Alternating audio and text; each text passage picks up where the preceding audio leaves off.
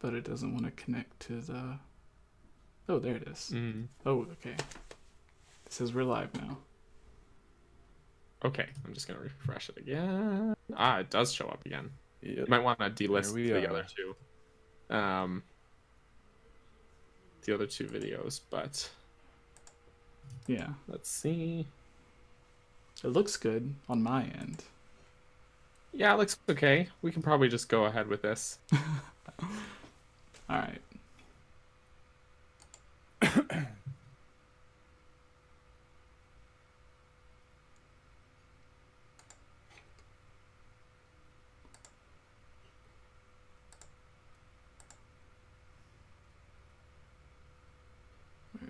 There we go.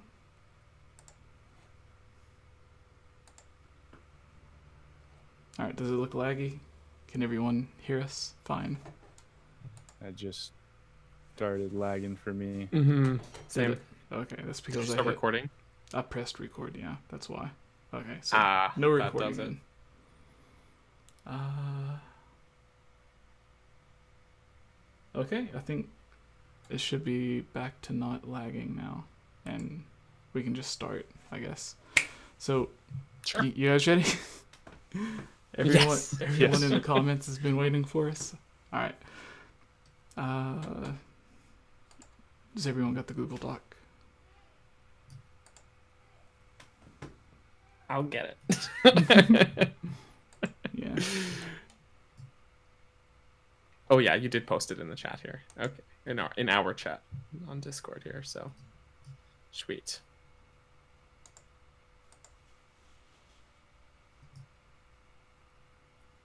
All right, let everyone come in.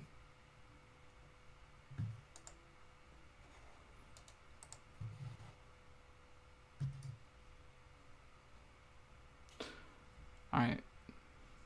Can you guys hear us? Have they let us know in the chat that they can hear the audio good? How's the audio sound, everyone?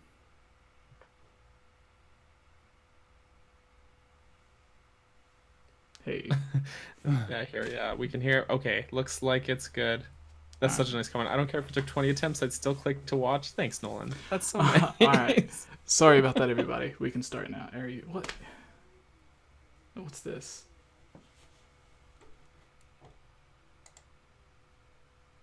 Are we still good? Still good. Okay. You guys got to let me know if there's an error because it pops up saying that there's not enough data going through, but whatever. Hello, everyone. Welcome to the Hylian Gamescast. I apologize for all of the troubleshooting that happened, but we're good now. So, yeah. We have returning for the fourth time, maybe, 𝐅𝐸𝐹. Go ahead and introduce yourself for those that may not know who you are. Hey, everyone. I'm Rick, also known as 𝐅𝐸𝐹. And yeah, I stream twice a week over on my channel, make scripted Zelda content. You guys are more than welcome to come over Tuesdays and Thursdays, 1 p.m. Pacific Standard Time. Join my timeline adventure. That's me. All right, and Daniel 𝐷𝐵. Go ahead and introduce. Oh yes, and I'm Daniel. I can vouch that Rick's timeline streams are a good time, and because I hang out there sometimes, or sometimes I just lurk. But yeah, I'm Daniel. You may know me as 𝐷𝐵. Sometimes I make videos here on Jesse's channel, and sometimes I make videos on my own channel. So you can find all my social medias are all at 𝐷𝐵, and it's a good time as well. And of course, That's all I I've got to say. am 𝐵𝐸𝐺𝐺𝑒SSE. Once again, thank you all for tuning in. We're going to be talking about some recent Zelda rumors and leaks and giving our thoughts. We talked about them in videos the other day, and some people thought we were saying that the rumors were legit, but if you watch the beginning of the video, we say that these are a collection of rumors and leaks that we didn't feel comfortable posting, but I posted in the community tab, and everyone said that they would still like a video talking about the rumors, so we posted it, and now we're going to give our individual thoughts on it instead of just saying what it is and then going on. So to start out, the name Breath of the Wild 2, one of the names that someone sent to me, of course there's tons of fake names out there, but one of them was Hope of the Wild. And this actually goes with a question from one of our viewers asking, where is it? I can't find the question, but one of the viewers was asking us for the Zelda Mailbag to talk about all of the different fake names and what we thought of each one of them. I can't find the exact one, but yeah, so Hope of the Wild. It seemed more believable to me than a lot of the others. Like, there's a lot of really edgy names that people make fun of, like Shadow of Darkness or Breath of Darkness, Breath of Evil. Yeah, crazy Death names. of the Wild is the one that I've heard that always makes me just like cringe. Yeah. Like, And Yeah. the reason that I mentioned Hope of the Wild in the video is because I did a Google search for Hope of the Wild, and it sounds kind of like something Nintendo might do with Breath of the Wild 2 if they don't just go with Breath of the Wild 2, and I hadn't, like, it was nowhere. No one on any forum or Twitter or YouTube or anything had said Hope of the Wild. So since it wasn't just another fake name that everyone was throwing around, I was like, okay, maybe I'll put that in the video since it's plausible and no one else is really talking about it. But Rick, what are your thoughts on that? Hope of the Wild. Do you think that's something that could go with, or do you think it's cringy? There's a lot of people talking about it being cringy, but then I'm like, have you not seen the other names, like Death of the Wild they're or all kind of cringy. Breath of Darkness? I liked it at first, but then, you know, I don't know. It to me, it's kind of like the other ones. Personally, I think it would be smart of Nintendo to go ahead and just name it Breath of the Wild 2. It's going to confuse a lot less people, Yeah. but we all know them, and they'll probably go with some, you know, ridiculous subtitle here in the States. New Breath of the Wild. Yeah. Now, if you remember, a link between worlds, the original name for it was the New Legend of Zelda. So Nintendo could always go with that. Yeah.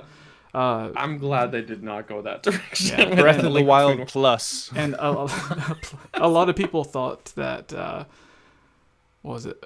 They would never call it Breath of the Wild 2 because they never name games like 2 or whatever. And I'm like, literally the second game was Zelda 2. And then they have A Link to the Past and A Link Between Worlds, which in Japan the original name is Triforce of the Gods and Triforce of the Gods 2. Even though Link's Awakening is technically the direct sequel to A Link to the Past, not A Link Between Worlds, but they ended up, like, yeah, even with Zelda, the naming is a bit weird. But I could see like Hope of the Wild, or maybe something referring or like a nod towards Ganondorf, maybe. The name for the DLC I thought would have been a cool name for the sequel if they would have not given us DLC and just made DLC part of the second game, which is the Champion's Ballad. Because that's something obviously Nintendo would go with, and I thought that was a good name for the DLC. So I'm wondering, they have Breath of the Wild and then Age of Calamity, which I always refer to as Age of Clams. But yeah, what name would you guys go with based off of the little bit of information that we know? And everyone in the chat, go ahead and give the name that you think they'll go with as well. So, but Go yeah. ahead, Daniel. Yeah, I mean, I really have no idea, to be honest. Nintendo's such a wild card. Like, there's no way I would have predicted any of the naming schemes of any Zelda game until I saw it. Like, Breath of the Wild, I would never would have guessed as Breath of the Wild, right? And we just called it Zelda U for years, or Zelda Wii U, or etc. But, like, personally, and you mentioned in the video as well, when we were discussing it before posting that video, that, like, I didn't put much stock into that rumor either. Just because, even though I think just saying Breath of the Wild 2 from a marketing perspective seems like the smartest choice, because Breath of the Wild was a lot of people's first Zelda games, or as even just a re-entry point for people who had fallen off the series. I've got like IRL friends who told me, oh, I played like Ocarina of Time as a kid, I kind of fell off, I didn't play games, and I came back for Breath of the Wild, right? Yeah. So Breath of the Wild 2, just from a marketing standpoint, it's the least confusing name, you know, for especially, I always think of the example of how do you market towards parents buying something for their kids, parents who don't know anything about games, right? and as opposed to me, who's a parent buying it for myself, and and just sharing with my kids. But no, it's one of those things where if like a parent who knows nothing about the series sees Breath of the Wild 2 and they're like, oh, my kid really liked the first game, buy them the sequel, and there's just far less confusion. But as Rick said, Nintendo doesn't do things in a straightforward way ever, or not usually at least.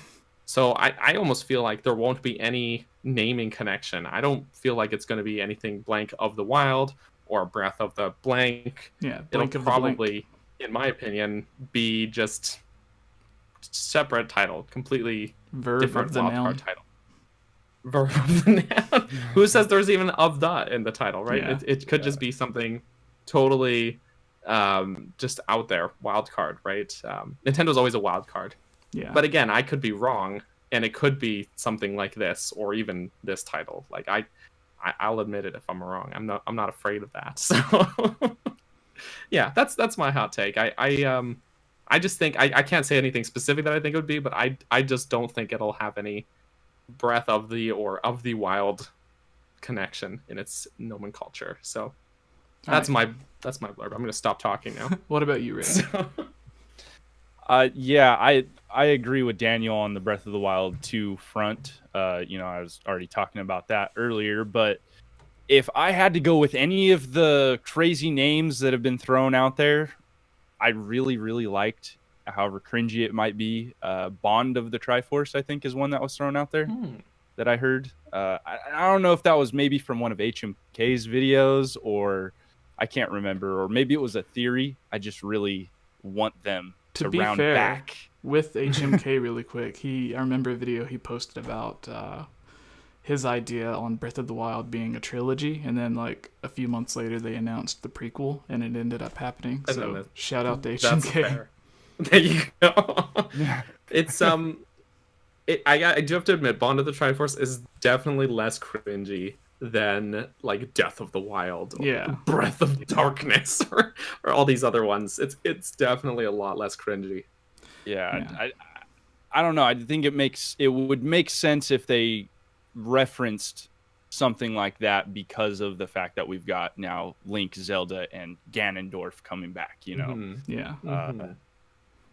I don't know. I think the name will have something to do with Ganondorf. I don't think it'll be like Breath of Evil or all of those other names that people come up with, but it might have like King or something in the title. And the thing with like Evil or there's a bunch of other names that people came up with, like that had like devil or evil and stuff in it. And Nintendo of America, especially Nintendo of America, not even Nintendo in Japan, they don't like to have any violent or religious or any mature sounding titles in their names. Like they took the cross off of the original Shields, and they ended up changing the book. Weren't they just calling it the Bible or something? And then they changed it to... Oh, in Zelda 1? Yeah. You mean? Yeah. Yeah, it was the Bible, but now it's the Magic Book in the North American release. So things like that. Yeah, so that's why I don't think they're going to have like Breath of Evil or anything like that, or any religious things that people have come up with. But I do think it will refer to Ganondorf in some way. Like, I don't think it'll be Resurrection or whatever, but something. Yeah, but even that's why your example earlier, A Link to the Past, was named A Link to the Past, was because in Japan they called it Triforce of the Gods, which makes way more sense when you think about the story of that game. But Nintendo of America didn't want gods in the title because they've loosened up a bit now, but at the time especially, they weren't keen on having religious references in their stuff. So A Link to the Past, which still works. Still, I think Nintendo was probably like, what? It's a prequel. Kinda. Like there's Zelda 1, Zelda 2, and then they're like, this is a prequel. Okay, A Link to the Past. Yeah, I mean it's a prequel, and even though also, there's no time travel, I guess Link's lineage is the Link to the Past because he's supposed to be a descendant of the Knights of Hyrule in that game. But like, there was no... Well, I totally understand that now, thinking about it, when I'm like, oh yeah, it does make some sense. But as a kid, I was like, why is it called that? like, It's less I on could- the nose than later titles as definitely. well. Like, yeah. Yeah. All Like right. Ocarina of Time, why is it called that? Well, you know, the Ocarina. Why is Majora's Mask called Majora's Mask? Well, you see, Yeah. there's this mask. That always makes it Yeah, odd no, for it's- me whenever I'm like, whenever you reference the Majora's, like the actual mask, and then you mention the game that it's from, like in Majora's Mask when you fight Majora, or whenever Skull Kid gets Right. Majora's Mask in Majora's Mask. It's like saying it twice. But anyways, going on Yeah. to the second one. Do you want to go with this one, Daniel, and start it off? The leaks and rumor Yes. discussion number 2. So caves and more than caves. Caves are more. I can read. I swear. Caves are more than just caves and act as a second world. So the idea being here that there's basically like a dual world system, kind of Yeah. like A Link to the Past or Ocarina of Time, for example, where one would be Hyrule overworld as we know it, and then the sort of parallel world would actually be the second world underground Yeah. beneath Hyrule. Which is what they did with one of the Oracle games. Subrosia was a world beneath whatever land they were in that game. I forget which one. But yeah. So like whenever I read that, the idea that I have is like you have all of these shrines that are underneath, and they have like their temples or dungeons designed in there. And then so outside of that would be like maybe there's other land and stuff outside of that to where it's like an big open area, or at least caves that lead wherever underneath Hyrule. And then it's just like the land between all of the shrines that we see. That's the idea that I think of. This is like Yeah, Daniel? totally like out there, weird attention to detail, nerdy crap. But I just imagine if you're in this underground cave system, how neat it would be just as a tiny detail to be able to see like one of the elevator shafts Yeah, from the shrine. that's exactly what I was thinking about. You could walk by along the outside of it, and like totally pointless. They could not put it in, and no one would bat an eye. But if they did put it in, even just one somewhere, I would go crazy over that. Yeah, because like, Attention to detail. there's Even because in the first game in Hyrule Castle, there is that. There's the chamber from the Sanctum, right? The big cylinder, and in the library there's like a cave section. The You can see Yiga the outside have portion the of that. Yiga's hideout has the big hole that like the big cylinder that goes down as well. Maybe that's how you get into the caves. Find Koga on the ground dead. His corpse just because. Yeah, but Who knows? No, I don't think he died.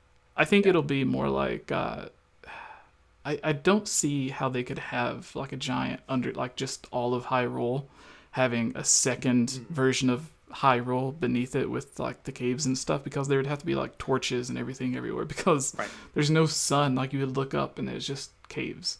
And and also if it was that big, what's holding up Hyrule then? right, Like if it's hollow underneath, like the whole place would just like yeah. just sink down.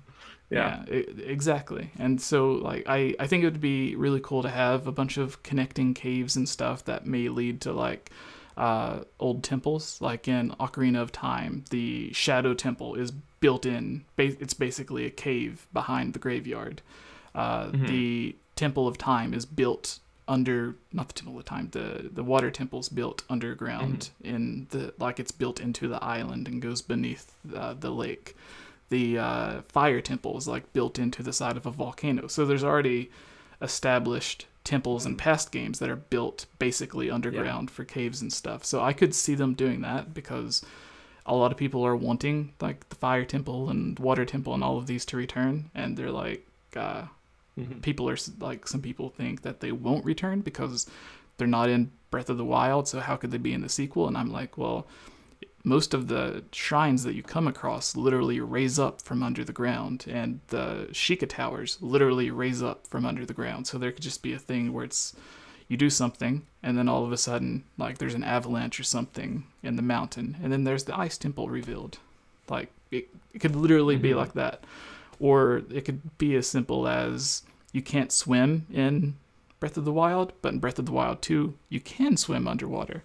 And once you do, Now suddenly, Lake Hylia, there's like a door or like a cave that you go into that takes you to the water temple. It's like it could literally be that simple of them just being like, no, it was there the whole time. You just didn't have access to it. But like, yeah, there's lots. Yeah, and then some of them maybe like you can see it from the outside, but you can't get into it, so you have to like go underground in the caves to get access to the temple, kind of like Dodongo's Cavern, or you had to go into the volcano before you could go into the fire temple in Ocarina of Time. So I could see it being like that, to where it's like, oh, there used to be a temple here, but we don't have access to it anymore. And then the underground caves like don't just lead to Ganondorf, but lead to these other areas as well. I don't think they'll all be like that, but some of them for sure. But Rick, what are your thoughts? I think it would honestly be like a really simple, natural progression for them to do something like that. Seeing as you were saying the shrines, you know, they already have this system in the game. I played around with the camera a lot, so you can actually back out of the shrines when you're in there, and it's like their own plane that they can do whatever they want with. A really good example of this is the Trial of the Sword. When you go outside of one of the rooms, it's just a big open plane, and they've built separate subsections of rooms inside of this plane to be able to have Breath of the Wild's open world, and then also have these little extra areas that you can go into. So them doing this underground world, they could break up these portions and not even necessarily have them connected, like you guys were saying, just have an entrance in one area, and then they could have this massive open area that you can explore, that they don't necessarily have to change the whole landscape of Hyrule. You know, like we see the castles obviously lifting up in some sort of way, but you know, with this underground aspect to it, if it does come to fruition, it would allow them a lot more creativity, in my opinion. So like you're saying, we could go to, you know, all of a sudden you go into a crack in the wall and you're in the fire temple, you know. And I don't know. I couldn't see them. It's kind of hard to say because like they have so much material to use, but we all know Nintendo to just go and make a brand new dungeon, you know, majority of the time. I to think about it, like there's theories on dungeons like being the one and the same, but they're always named something new. Right, like Lake Bed Temple in Twilight Princess and the Water Temple in Ocarina of Time. Yeah.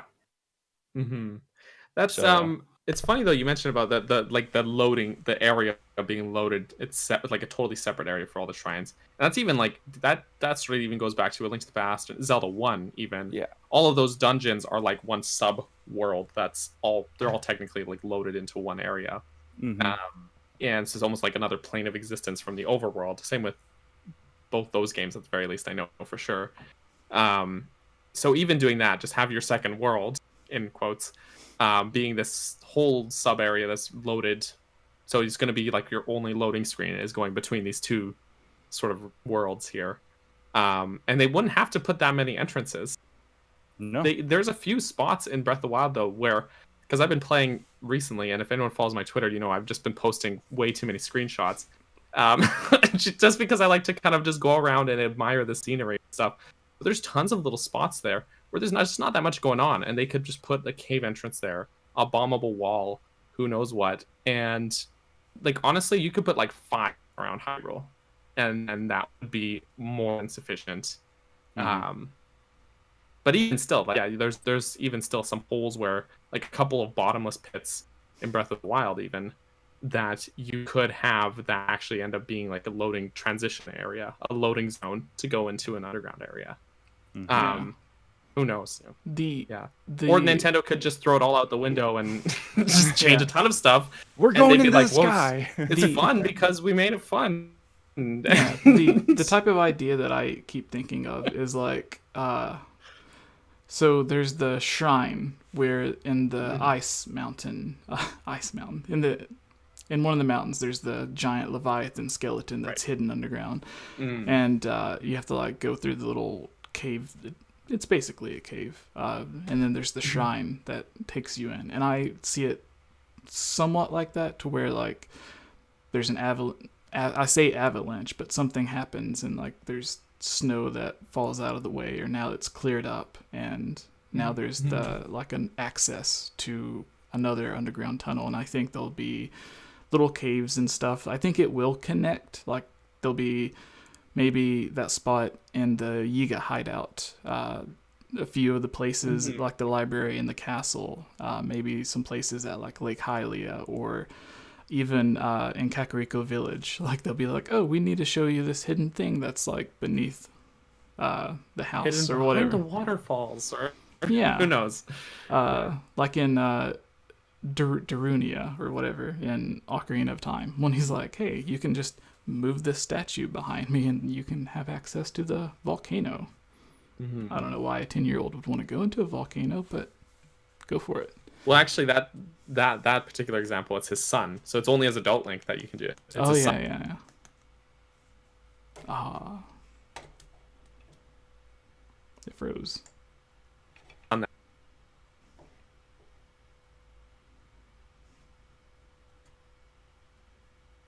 All right. Give me a Dare you second. correct me on stream? I'm leaving. Nah, we're back. I'm sorry. See, this is kind of why I wanted to like try to switch to Zoom or something, because Discord just hates me. Oh yeah, Discord is no good. But y'all can I just thought you raged at me and you were like, no, Daniel, don't you dare correct me. But the stream is still good, right? Like you guys can see yourselves on the stream. Yeah, looks like it's going. Okay, it's good. All right, yeah. For those who don't know, on the live version of the podcast, Discord that we use cuts out for some reason every now and then, so I apologize for that. But yeah, so like every often 20, to comedic timing. Yeah, it's like every 20 or 30 minutes it does it, so I apologize. But yeah, we can move on to the next thing, because it's again a second world, but this time it's number 3, Link time travel and time control ability. So what the email was like, Link will have some sort of new time ability to where almost like stasis, where he can freeze enemies in time, or whenever he pulls his arrow and it goes in slow motion, that he'll have more abilities that have control over time. And then there's another thing saying that like Breath of the Wild 2 will have memories, but they'll be playable memories of what happened 10,000 years ago. So it's more like, I don't know how, like maybe the way that Zelda gets visions or whatever, she goes to the statues to pray. So maybe it could be something like that, where like Link, they're trying to figure out how to stop Ganondorf, and they go to the Goddess Springs or something, and then they get the like he gets a memory of what happened 10,000 years ago. However it happens, I don't know. But the point is, or the rumor was, that it'll just have the cutscenes from 10,000 years ago, like the memories, but they'll be sort of playable to where like you can move around and stuff instead of just watching a cutscene. So it could not even be Link remembering it. It could just be someone telling a story and then like Link envisioning it, or I don't really know how it could happen, but that's the rumor. And I think time travel would be a better way to do a second world than having underneath, because I think underneath, like we were talking, would just be better as caves or access points to certain areas, not an actual giant world. And the Temple of Time, like if Hyrule is restored in Breath of the Wild 2, which we haven't seen Hyrule really in Breath of the Wild 2 aside from just the castle rising up, so and but if like the Temple of Time is fixed or something, then I could always see like Link shoving the sword in the pedestal or doing something and going back in time. That's what I've always thought, at least. But what do you guys think about this rumor, the time travel and the new time control ability? I personally think the new time control ability sounds pretty plausible, seeing as that's Link's champion ability, if we'll call it that. Right. You know, he can already kind of do a time skip thing. So, you know, I could see maybe this green hand, if it is going to be his new tool or whatever. It's going to give you abilities there. I could see it expanding upon Link's natural abilities. And with the time travel thing, it would actually be cool if they incorporated that into it, kind of like a hero shade thing, where you've got the hero from 10,000 years ago that teaches you new and advanced moves or whatever, expanding Link's champion ability or something. But what would also be cool is at the end of Skyward Sword, there was the cutscenes where they show Zelda going to the springs. It was something you had just mentioned, Jesse, about like reliving some of the spring memories or something like that. Yeah. Well, they were originally, and this is according to Hyrule Encyclopedia, so I couldn't find it anywhere else. Okay. So if it's wrong, don't crucify me. For those who don't know, really quick, we have a few videos up correcting a lot of the misinformation that's in Hyrule Historia and Zelda Encyclopedia and stuff, because like you'll read something about Termina being a parallel world, and then you'll see something about Termina being a dream from the Skull Kid that vanished or something like that. And it Exactly. so you can't take anything unless it's something that you can read and then it's actually proven or sourced from Nintendo instead of just the guy who just made it up and wrote it. So continue, Rick. Yeah. Sorry. That's the big issue with that book, is because of that. There's a little section of it that states that those final clips of the end of the game where Zelda, is going to the springs were actually playable at one point. And it references this Nintendo Dream magazine from 2011 that I can't find anywhere because it was in Japan. So it's very difficult to find, and I haven't been able to find it, so I don't like to go around and use that as a reference. But if that was true, that Zelda was actually playable, this would be a good way for them to reintroduce that kind of thing, I think. Make Zelda playable just in the past, or to relive certain memories or something. But yeah, that's my take on it. I can see that. I feel like the 10,000 years ago thing, that specific detail feels a bit fan fiction to me, just because that's that feels more like territory that fans clamor for and ask about than something Nintendo actually cares about doing. But I feel like the series is no stranger to time travel. Of course, we have it in Ocarina of Time, Majora's Mask, Skyward Sword, even as recently as that, right? And so I could see some form of time travel being pretty plausible, because everyone loves a little bit of time travel in their games. And I keep thinking, whenever we're talking about like new abilities like time control things, I keep thinking about how I remember seeing, I can't remember exactly where it was. Heck, it might have been a Digino Gaming video or something, but about how there was quite a lot more runes initially for Breath of the Wild that they ended up cutting out and just trying to basically scale down on Link's abilities to end up giving him just fewer abilities that had greater applications, rather than lots of different abilities that could only do really specific things. I think which is why they settled on the ones they did. Is they wanted to have they had all these runes and stuff, but they wanted everything in the game to be playable or accessible from the very beginning. And if you have too many things, then it would be too complicated to have everything accessible from the very beginning. So they scaled it down to just a few different things. That way they can make every puzzle, you can like do every puzzle in certain ways. And if they had too many, then it would be a bit more complicated for the average player. I think that was what they were going with. Time efficient for developing purposes too. True, but I mean, we all know how Nintendo likes to recycle unused ideas, and part of me wonders if if there was an ability like that was initially planned for the first game, and maybe we see shreds of it still with things like flurry rushing or your bullet time bow abilities. Shoot, even stasis. I didn't even think about that. Yeah, even stasis is you're freezing. It's literally the prompt is stop time for an object, right? So it's So in a way, there's already your time control with stasis, but they could expand on that a lot more. You could, like, part of me wonders if it's like stasis, but you freeze everything, not just an object, and you like the world is frozen for a short amount of time. and say they could build some puzzles. Like let's say there's a gate or like spikes that go up and down, and you have to use this Like the time Shadow stopping Temple. ability to like Shadow Temple is a good example. They've got tons of traps and stuff like that. You have to use this time stopping ability to like cross over this thing while the spikes are down or something. Or I mean that's a pretty specific example, but I feel like there's a lot of really neat things, especially when combat gets involved. Just a lot of really neat things they could do with that. Yeah.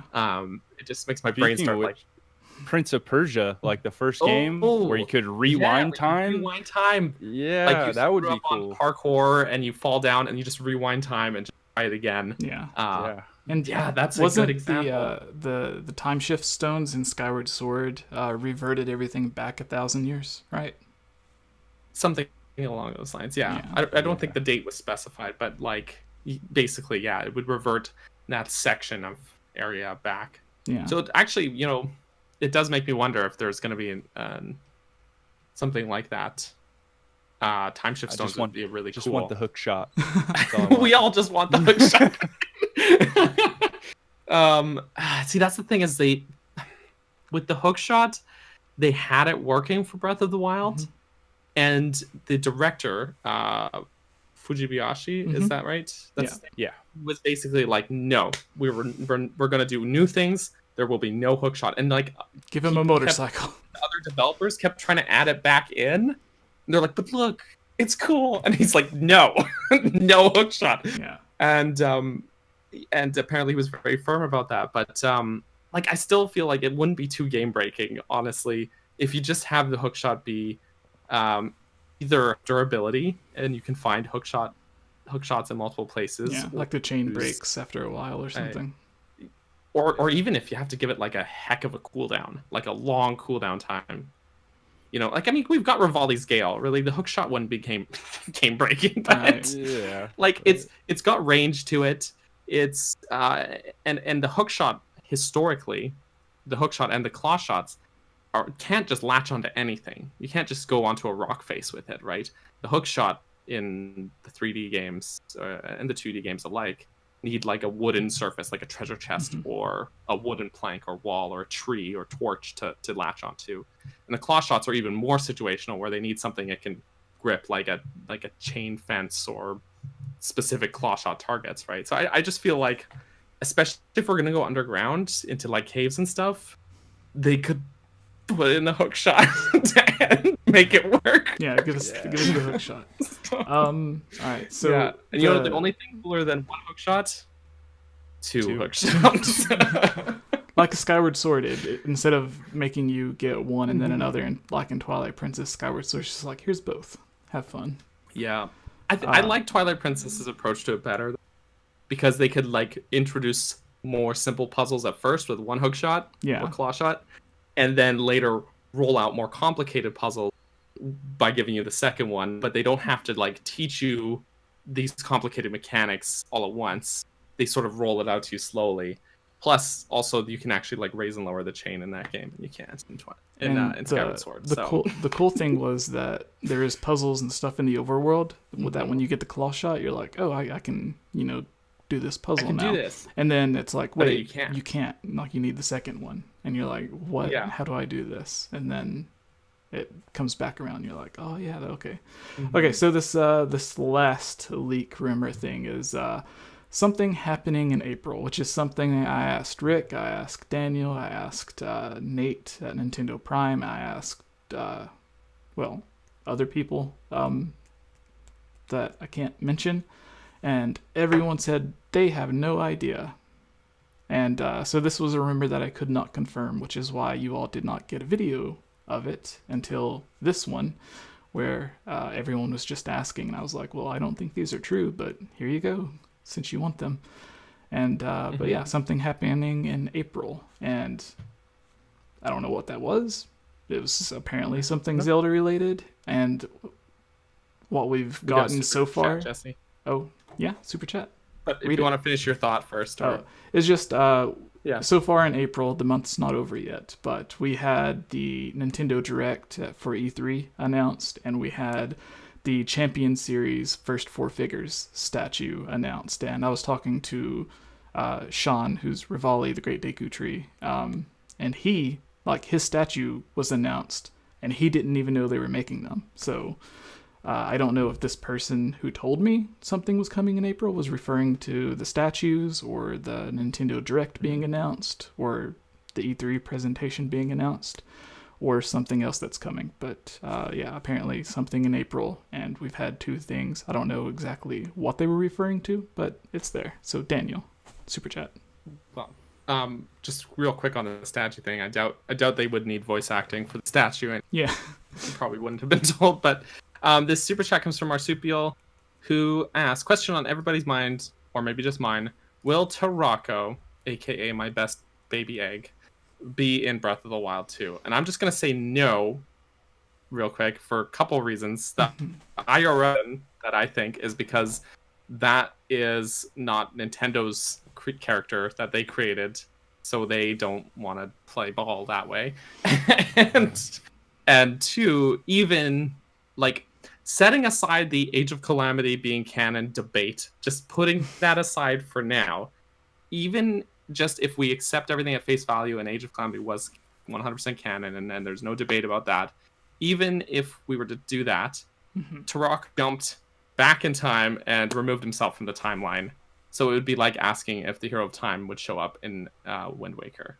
He can't. He was removed from that timeline entirely via time travel shenanigans. Yeah. So no, I don't think there's any way he would show up in the sequel at all. So no egg in Breath of the Wild. No egg. Even if he is my best baby egg robot. Yeah. Poor Zelda. I don't know if you guys have anything to add there, but no, I think that's good. That's a good answer.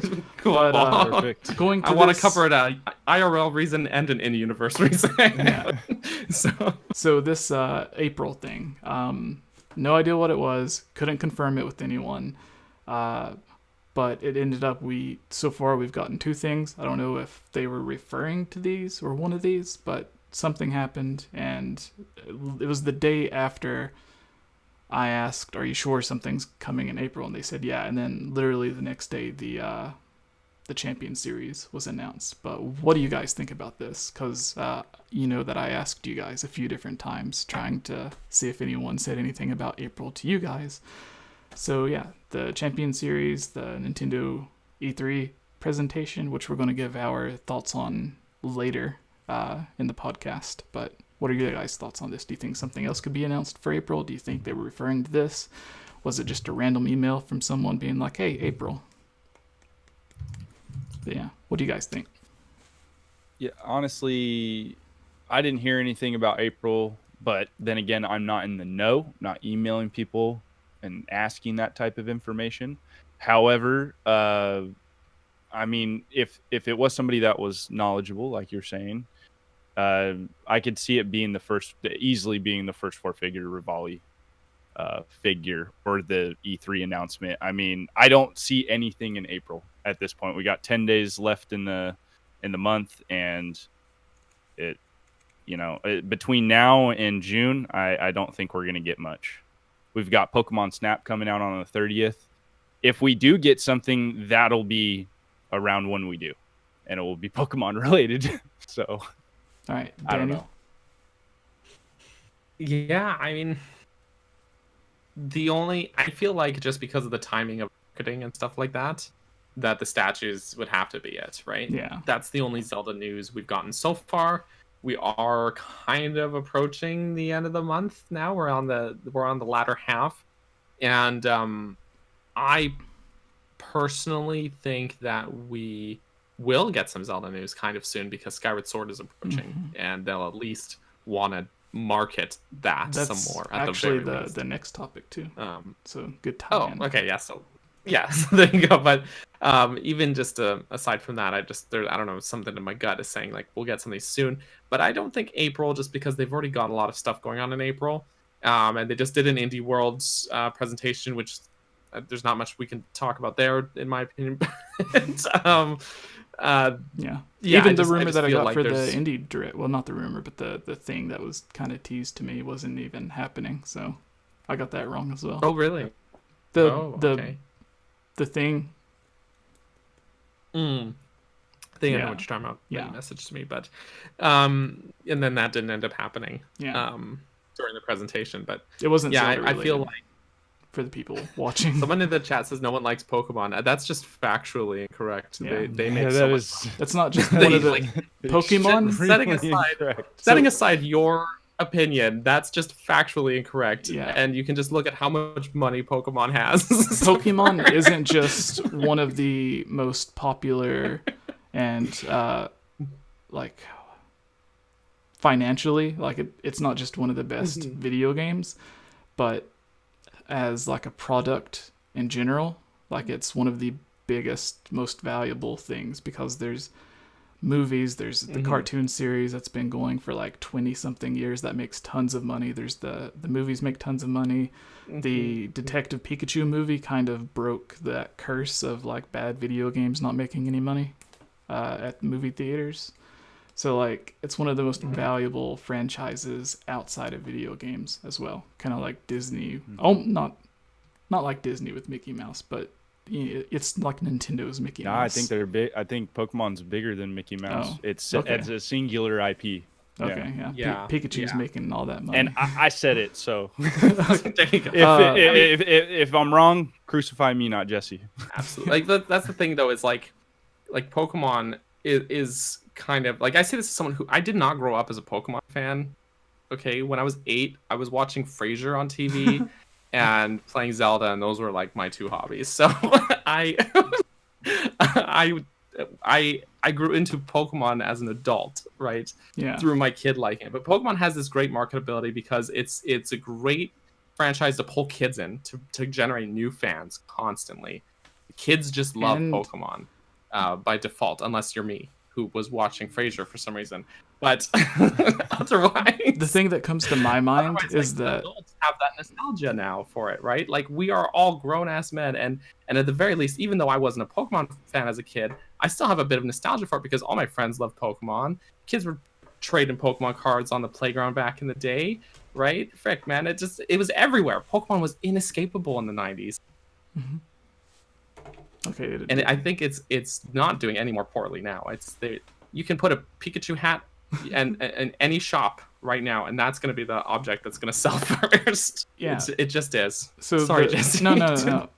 The thing that came to my mind is like Pokemon is one of the only gaming franchises that every year or every 2 years they don't just put out one game, but they put out two games that's almost identical, and they're like, here you go, and then both sell amazingly well individually, not just together. And then sometimes you would get a third game like half a year later that's again the same thing but a little bit more. Right. Like, here's those 10 That's the Pokemon that you couldn't catch before. But I say, like, I know Rick's a Pokemon fan. I say this as someone who didn't grow up as a fan but is a fan now. But I do have to wonder, like, if coming from the standpoint of like Pokemon sucks or dead, whatever, you must be a Pokemon fan then. Because nobody hates Pokemon more than Pokemon fans. Yeah, but the trees, Daniel, the trees.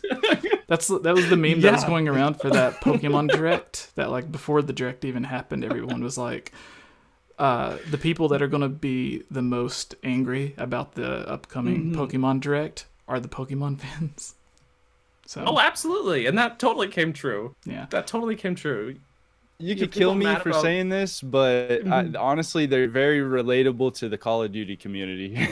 Oh, really? even the release schedules of the games and everything. You know what? That actually makes some sense. I hadn't thought about that, but hearing it, I'm like, no, he's got a point. All right. So moving on, did Rick and you? Yes. Everyone gave their thoughts on the April thing. Yeah. Okay, so this is one that I made a video about that wasn't a rumor or a leak or anything. It was just an idea for a video that I had that was just based on common sense. So Age of Calamity, like first off, Nintendo has the big Direct coming at E3, and everyone's thinking, oh, we won't get anything until that big Direct. That's what they're saving everything for. And I was thinking, well, they have two big things coming out that's like one before the Direct and then another around the same time, which is Skyward Sword in July, and then Age of Clams has DLC coming out next month. So we're obviously, possibly, going to get a trailer for Age of Calamity promoting the DLC, because we just got a picture with words on it on the last direct. So they'll want to promote that and be like, hey, this bonus DLC is now available. So I think there'll be like a little trailer for that. And then we might get a trailer for Skyward Sword HD, like Daniel mentioned, before E3, to cover possible amiibo support or new functionality or stuff, because they won't want to they're going to want to promote Skyward Sword a lot, because it was one of the most trashed games ever since Wind Waker came out, and everyone complained about Wind Waker. Skyward Sword got the same treatment. There's a few people in the comments of the video saying like, oh, Skyward Sword wasn't that bad, people loved it. And I'm like, you didn't see the comments that we got on the whenever we were talking about the trailer. Yeah. So like, because there was a bunch of people that was like, oh, this is horrible, they just put it in HD. And I was like, yeah, it's Skyward Sword HD, of course. But yeah, they did the motion control. HD. Yeah. So they're going to want to explain properly everything, like new changes, everything they've done for the game, and try to promote it as much as possible, because of the bad reputation that the original has. Because the Wii was like one of the best selling consoles ever. Skyward Sword came out when everyone had a Wii and nobody bought it. So they're going to want to do everything they can to like make sure people understand like, hey, this is a good game, it's a good story, go buy it. So and they won't want to spend like 10 minutes of their hour-long Nintendo Direct at E3 just talking about this. So they might have like a treehouse thing after, where they're playing it and talking about it, showing off gameplay, and they'll definitely have a trailer for it at the E3 Direct. But I think they're also going to want to put out a trailer or something to go over it before E3. That way, when E3 comes, they can just have the one trailer and then focus on everything else. So that's my thoughts, but what do you guys think about that? Or do you think anything's going to happen before E3? Go Daniel? ahead, Daniel. Yeah, well, I mean, I'm kind of in the same train of thought as where I think they're going to want...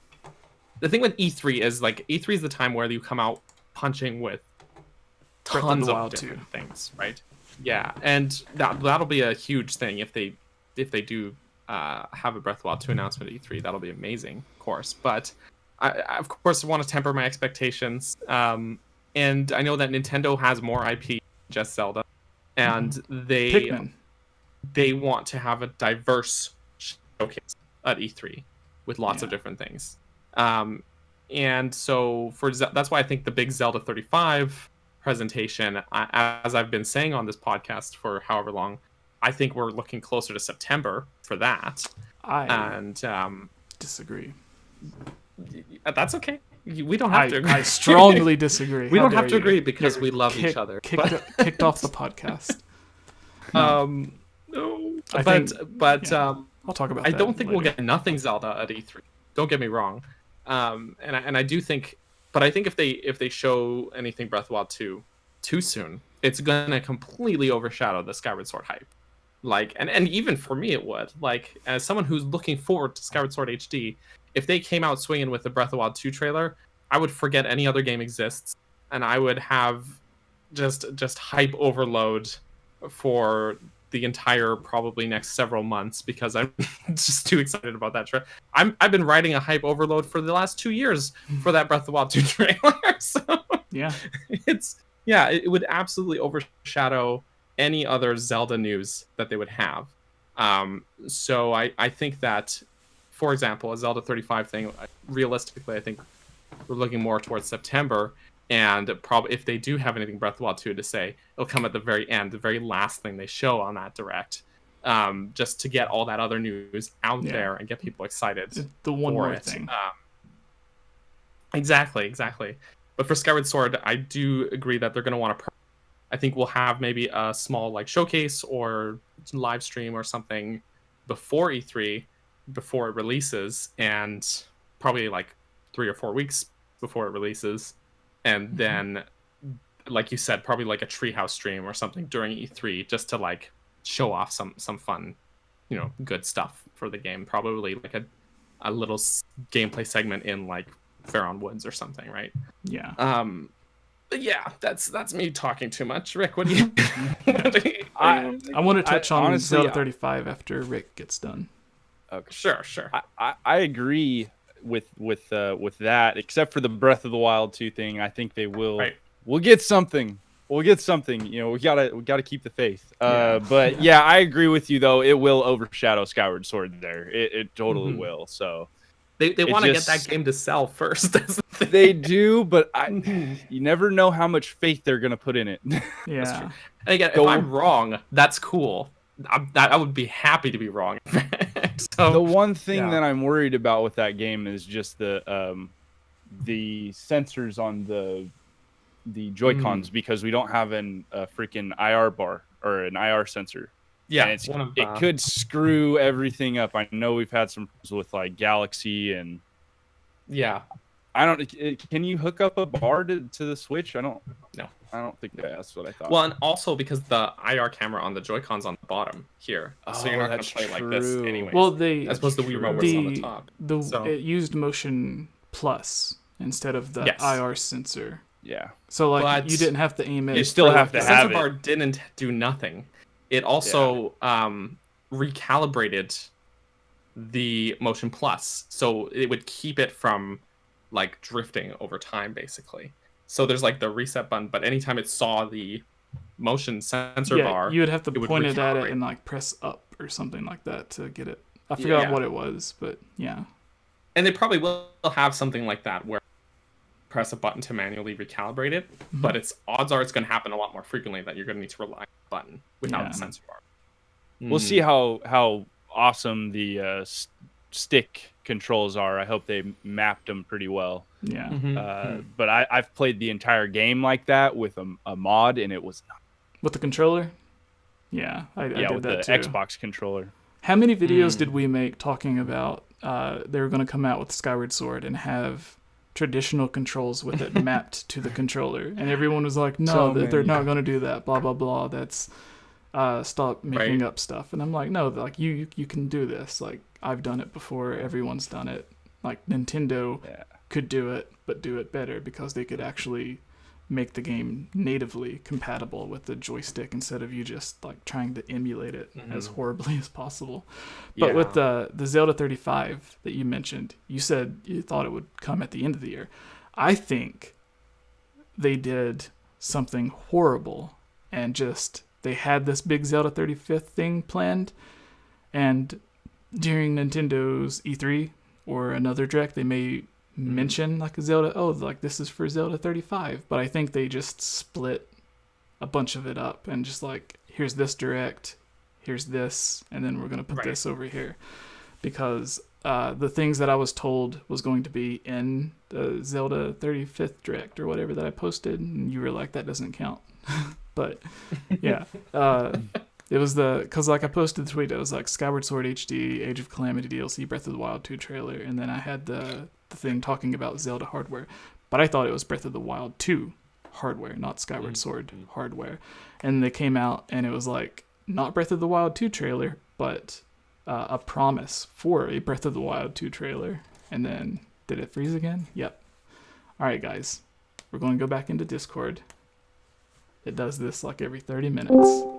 And here we are. Here we are. It was bound to happen, Jesse. Yeah, so I don't know what you guys heard, but basically it was, I was saying, are you there? Yeah. Yeah, okay. So instead of a Breath of the Wild 2 trailer, like the tweet said, we got a promise for Breath of the Wild 2. Instead of Age of Calamity or Age of Clams DLC, we ended up getting a list of Age of Clams DLC. And then, but we did get Skyward Sword HD and we did get Zelda hardware, but it wasn't Breath of the Wild 2 hardware like I was thinking. Daniel said it doesn't count, but I think it's close enough that it should count because it was kind of everything that was mentioned, and but it wasn't for Zelda 35, and I was told that Zelda 35 was still coming, but I don't believe that because I think it was all split up and put into like, here's this and then here's that. But they could do like a smaller Zelda 35 because I do still think Grezzo's going to come out with their games, Ocarina of Time and Majora's Mask. And I also think that Twilight Princess and Wind Waker rumor that was going around is also true. I don't know who would be making it, because isn't Tantalus making Skyward Sword? Is it? Have they confirmed that it's Tantalus? I don't know. I don't remember seeing it. It's most likely, probably is, but because they handled Twilight Princess HD. Yeah. And 𝐓𝐻𝐻𝐿 just came off the heels with Link's Awakening. I guess that was almost 2 years ago now. Yeah. So maybe it could have been 𝐓𝐻𝐿 actually. And they just got done doing an HD port of a 3DS game that they already made. And Ocarina of Time and Majora's Mask would be the same thing. Yeah. So they did the HD remake of Miitopia, which was a 3DS game that they put in HD on the Switch. Yes. And it would be the same for Ocarina and Majora's Mask. Just taking a 3DS game, putting it on the Switch. Right. Ready for the worst version of Majora's Mask on Switch. Yeah. And I think... I've been talking about this a lot. Sorry, I'm just very salty about it. And I watched the dungeon video. I'm very salty about Majora's Mask 3D. But I 100%... Watching that video, I noticed. Sorry, Rick? Sorry. Oh, no, I was going to say I 100% do not believe that rumor that was going around about, what was it? The Link's Awakening engine being used for the Oracle games. I 100% do not believe that. But there's been a bunch of websites and stuff talking about it. And if you go with common sense, then and you know like the history and the trouble they had with the Link's Awakening engine, and then them hiring for the other engine that they were originally going to do Link's Awakening with when they were deciding like which engine to do, and now they're hiring for the different engine. So I don't think it was they were doing what was it? The Link's Awakening engine for the Oracle games. And I don't think they would have done a different game like Ocarina of Time or Majora's Mask using that engine or the engine that they're hiring for now. I think they would have just reused the engines from the 3DS with improvements. So I don't think they reused the Link's Awakening engine for anything. And now that they've done Ocarina and Majora's Mask, they're hiring for the next Zelda game because their history has them doing like literally 1 or 2 Zelda games every single year. May not release every year, but they're always working on at least 1, sometimes 2. Sometimes, crazy, 𝐓𝐻𝐿, a small developer working on 3 different Zelda games at once, which happened before at one of the anniversaries. Because they released 2 in 1 year and then 1 the next year. And they've always had a bunch of Zelda stuff to release for each anniversary, like the 25th, the 30th. Now it's the 35th, and I think it's going to happen. But I don't know if it's going to be a Zelda 35th. But what do you guys think? What do you guys think about Zelda 35th? Because there was people asking about it, and since we're already talking about it, we can just use this as a topic as well, because I'm sure a lot of people want to know your thoughts, Rick and Daniel. I'm expecting the huge E3 blowout for it, but if it has to be after that, and I know because we've got other IPs that are having their anniversaries this year, we've got Metroid. Well, they're not going to do anything for Metroid. No, we know. We've got Pokemon. It's like Metroid you know they're going to cover it. They released what was it? The cookie that people still have, the collector's edition for Metroid Prime 2. Remember that cookie? It's like all rotten now in pictures. Oh, we have a super chat. Daniel, do you want to read the super chat? Taker 610 super chat $2 says Switch fam portable HD greater than home console 4K greater than hybrid 4K. No, less than 3. He says. So or less than. It's like a heart. Yeah, less than 3, a heart. But that would be a $sign there. Yeah, it's a $sign. That's a $sign for sure. Is it a $? It's a heart, like you love money. Oh, the first one's a $sign, but then before the last word, it's a heart. So I think maybe they slipped up and they were meaning to put a heart, but then they put a $sign. So I guess they're talking about Switch 4K portable system, like a Switch Pro at E3 is what they're saying. Oh, there's another one. Oh, Wild Horse. Wild Horse, thank you. She just puts a rolling emoji. It's a laughing avocado. Thank It's you. The imprisoned Thank you, Wild Horse. laughing at us. Rick, finish your thought. Sorry, Rick. But yeah, I think if anything, let's say that the E3, I think, will be their big 35th anniversary blowout, and then we'll probably get something smaller later on to cover those little extra details. I believe like the last anniversary, they had trading cards, they had a whole bunch of merchandise that came out, so I'm looking forward to seeing a lot about that as well. But yeah, I think they'll do a whole standalone thing after the big E3 presentation. Oh, that's gonna encompass the Skyward Sword and all that stuff, Breath of the Wild. Even though I don't agree that they'll have a big Zelda 35 E3 thing, if they did and I was wrong, I would love it, honestly. It would be so hype. Wait, no, you said they were going to have topple. one. Oh, you mean at they'll E3, mention not stuff, but not the end of the year. You mean E3. You hope. So my thought is September for big Zelda 35 thing. Yeah. But I mean, there's still gonna be stuff. There's still gonna be Zelda stuff at E3. Like, and one of the DLC packs for Age of Calamity comes out in the same month. Yeah. I really think in the back of my head what's gonna happen, and I think you mentioned it in one of your videos that I said this too, was that they'll probably showcase like a great trailer in depth, like big thing about that DLC. And then they're really going to do quick, the old available after this presentation. Someone in the chat said, what is E3? E3 is just where all of the big video game companies and other tech companies show off all of their new stuff that they want to promote for the rest of the year or the next year. So I just wanted to answer that for someone in the chat. Continue, Daniel. Normally it's a big convention, but this year it's a digital event for obvious reasons. So, yeah. But I'm glad it's happening, because last year nothing happened, and it's just nice to see E3 in some shape or form.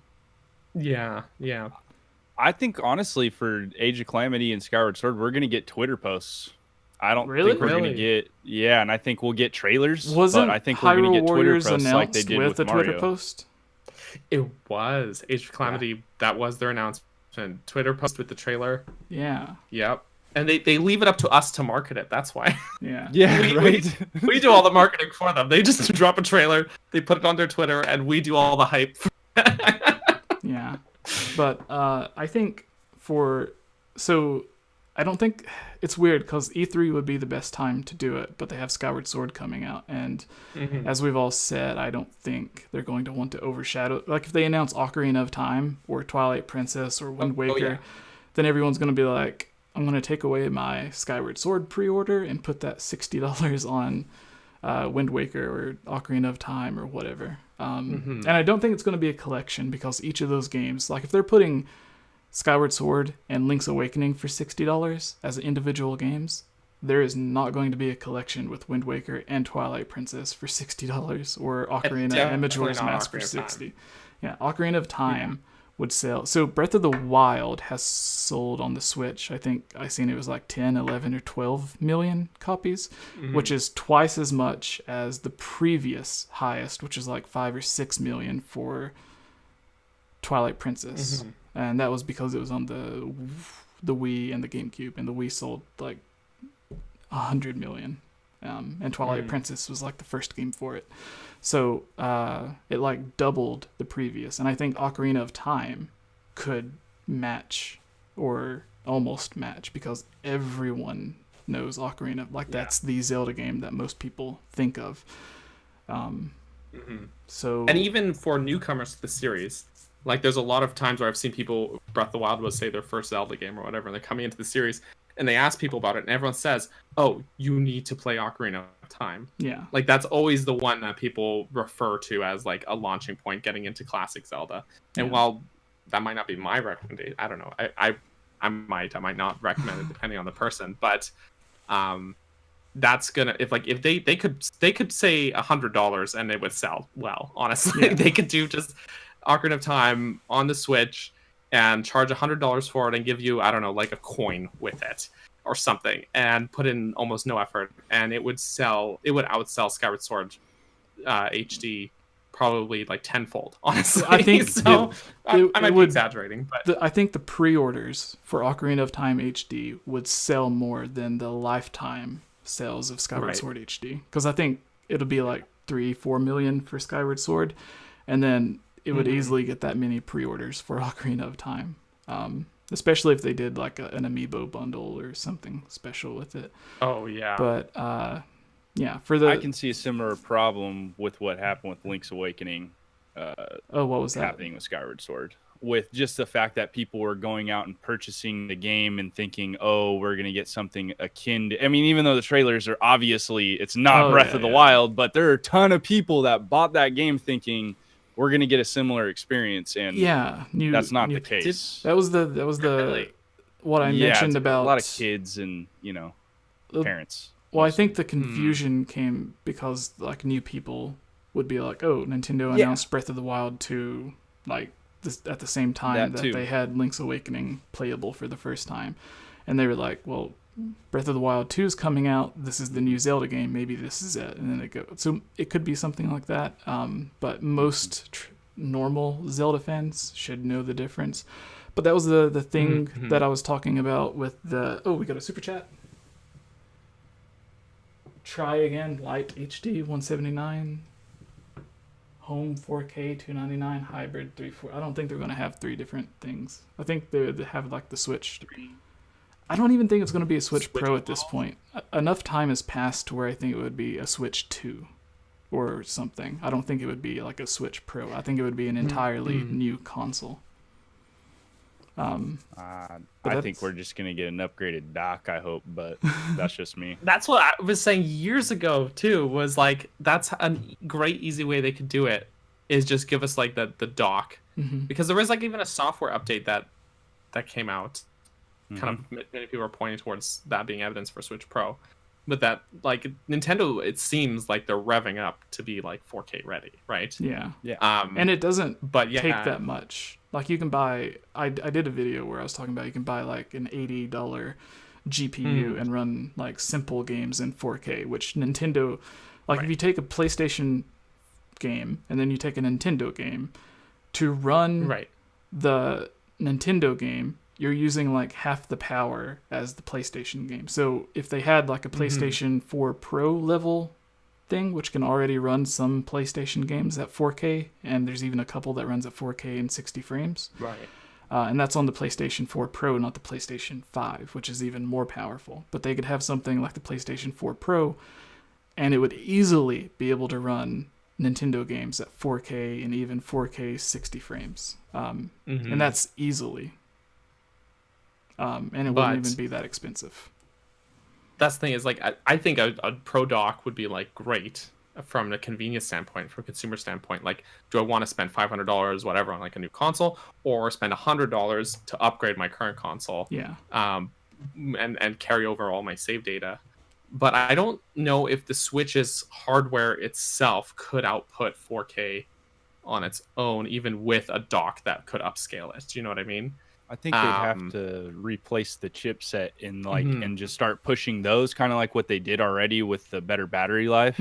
Right. Because Nvidia's got DLSS now, which could totally pull off 4K on the Switch if the chips had it.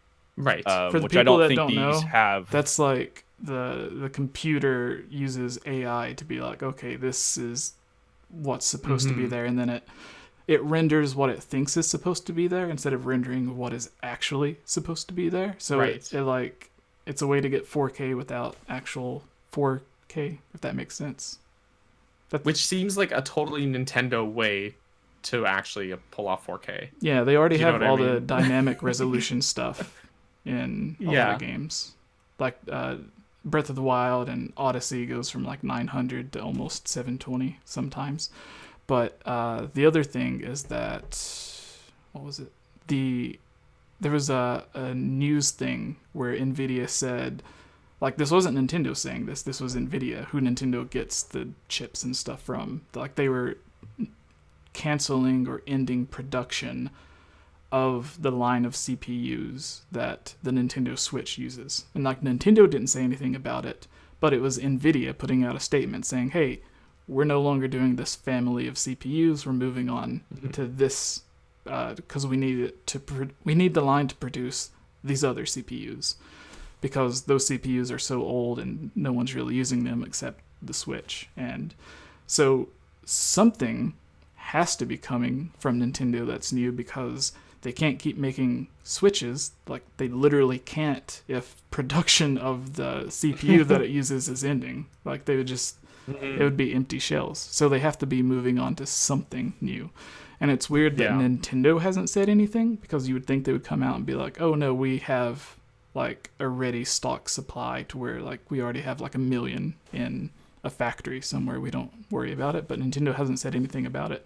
So I think that is something for E3 that they're going to do. Could be due to chipset productions and going down because of the COVID and everything too. Yeah, and we were going to be talking about, hasn't said anything at least. After the rumors and stuff, we were going to be talking about Nintendo E3 Direct predictions, but we've already been talking about that for like 10-15 minutes. Right. So for people people watching, it's a good segue. This is we just casually went into it off of some questions and stuff, talking about Zelda 35th and that. But the main thing is like I don't think they're going to. I think we'll get, like Daniel said, Age of Calamity DLC mention at like the first main DLC pack, and then maybe like a tease for the second pack with like more details later. And then I think they'll have that at E3. I think they'll have another thing for Skyward Sword. And then maybe like a 10, 15, 20 second teaser for Breath of the Wild 2 with more information later, because I just don't think that they're going to do something to overshadow Skyward Sword. Like if it was Ocarina of Time HD coming out in July, then I think Nintendo would go ahead and be like, yeah, Wind Waker HD is coming in September or November, or Breath of the Wild's coming in November with Wind Waker in September or what. I think they would do something like that if it was Ocarina of Time, because that game would still sell. But it's Skyward Sword, so I think they're going to be like, no, we just have Skyward Sword and Age of Calamity DLC. And then after Skyward Sword comes out, they're going to have something to where they're like, hey, here's all these other games that we were working on. Here's what you're right. I think they've even done that with Ocarina of Time 3DS. Did they? Did the E3 with Skyward Sword and then announced Ocarina of Time 3DS in the same thing, didn't they? They did something similar with... I think it was similar. They did something similar with Skyward Sword when they originally announced it, and it was just Zelda Wii, because they had their big E3 thing, and then they had it was just like a round table discussion for like journalists and stuff with Nintendo, and so they had their whole E3, almost nothing Zelda related, and then they're like, here's this artwork of the next Zelda game. It's like, why wasn't that in the thing? And then Triforce Heroes, I think, was announced the same way, where like they had their E3 Direct, and then right after the Direct, they're like, here's this new game that everybody wants. Or maybe it was Metroid Samus Returns or something like that. And everyone was super excited. Samus Returns was announced during a Treehouse presentation, not during Nintendo's actual E3 Direct. Because they started their Nintendo Treehouse with like this big game that everybody was wanting. And they had, they didn't have it during the actual Direct. And everyone was like, why was this trailer gameplay not in the like, this is better than anything that you announced at the Direct, because it was like that weird 3DS Wii U phase where they didn't have anything, and everyone's like, what's Splatoon? what is this? What is Splatoon? Yeah. Only now one of the best-selling Nintendo franchises currently, but yeah. And I think that Splatoon 3 was for the Pro as well. I don't think that is a Switch game. You think it's going to be next? Console? Because remember I told you that I thought it was supposed to be like a more open world-ish thing, and that's kind of what it ended up looking like. And I Splatoon runs the way it does on the Switch now, and if they had like a more open world adventure version, because they already had that weird single player story campaign in Splatoon 2. So if they have that, but like expanded and multiplayer and like more open, I don't think the Switch could really do that. And they've also been updating the servers and stuff that I talked about. That I think like the old servers they were running on was from like the DS era, and that's why in like Pokemon, I forgot the names, Pokemon Sword and Shield. If you're playing multiplayer online with someone, even if you're on the same Wi-Fi network, your friend will move, and then like half a second later they'll move in your game. But they were supposed to. It's update. absolutely the worst online co-op experience. Yeah, the raid battles are fine, but the overworld stuff is like just simply pointless to do, and because it's so bad. They started updating them in March. I was going to make a video about it. I wrote the script, but I ended up not actually recording it and making it. But they were supposed to start in March, and I think it's to get ready for more online capable games, because there was that big announcement from the president of Nintendo, the previous president, the one that was like between Iwata and the one that we have now. And he said they were going to be focusing on DLC for current popular games and upcoming games, and a big focus on online functionality.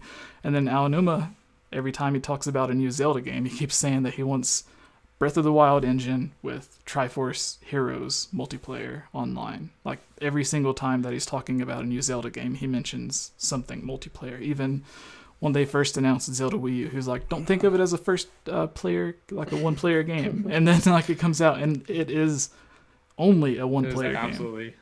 Yeah. And I made the like 5 things Breath of the Wild 2 needs, and I included that because, you know, a lot of people want that. Yeah. And we've heard him reference it several times. I get so much flack for that.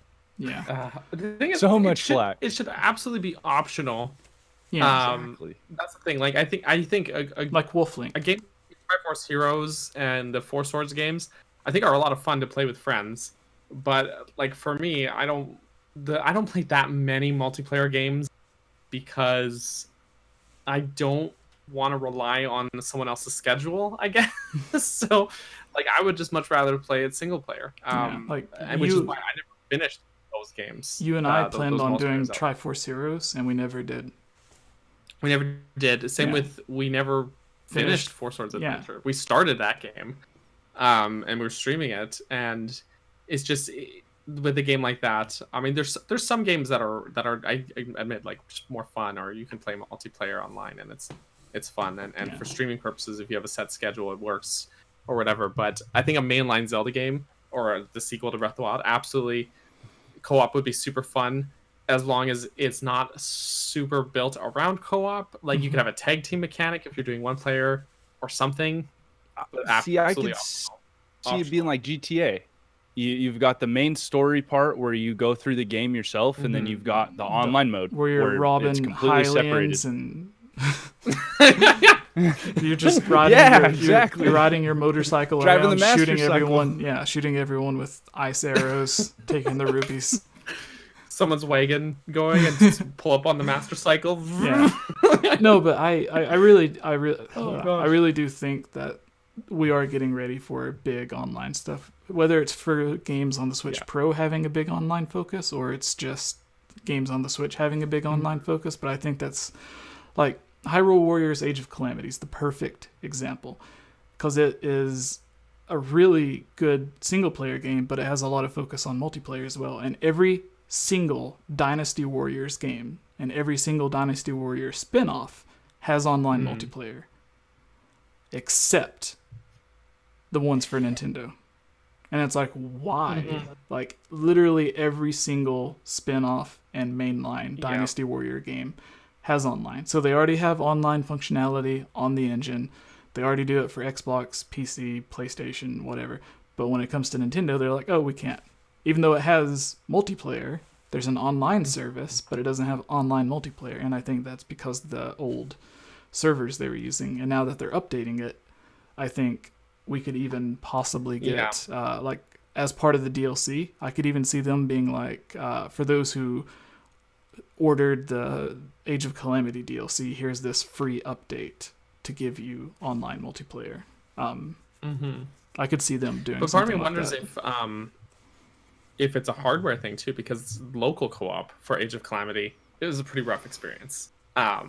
Just to put it lightly. Yeah. So yeah. It's hard for these newer consoles to even pull it off with, even games like Call of Duty. Right. on Age of Calamity, when you're playing, what you said, local multiplayer. So like two or switches, like not local, but like where it's split rendering. screen. Yeah, it's having to render two different screens on the same thing. I think that could be a big reason, because it's having to render basically everything twice, even though it's at a lower resolution. That is a big, Because they. But what's odd to me is that Hyrule Warriors on Wii U, for example, What so about like the not even just the 3DS? definitive version, Base 3DS, but the Hyrule Warriors version of Hyrule Legends Warriors could handle split screen co-op better than the Switch can handle Age of Calamity. No, it's all about the base 3DS Hyrule Warriors Legends. The big, That's with what the lines lines on the on the characters. single player. That's where it's at. The hard lines. Yeah.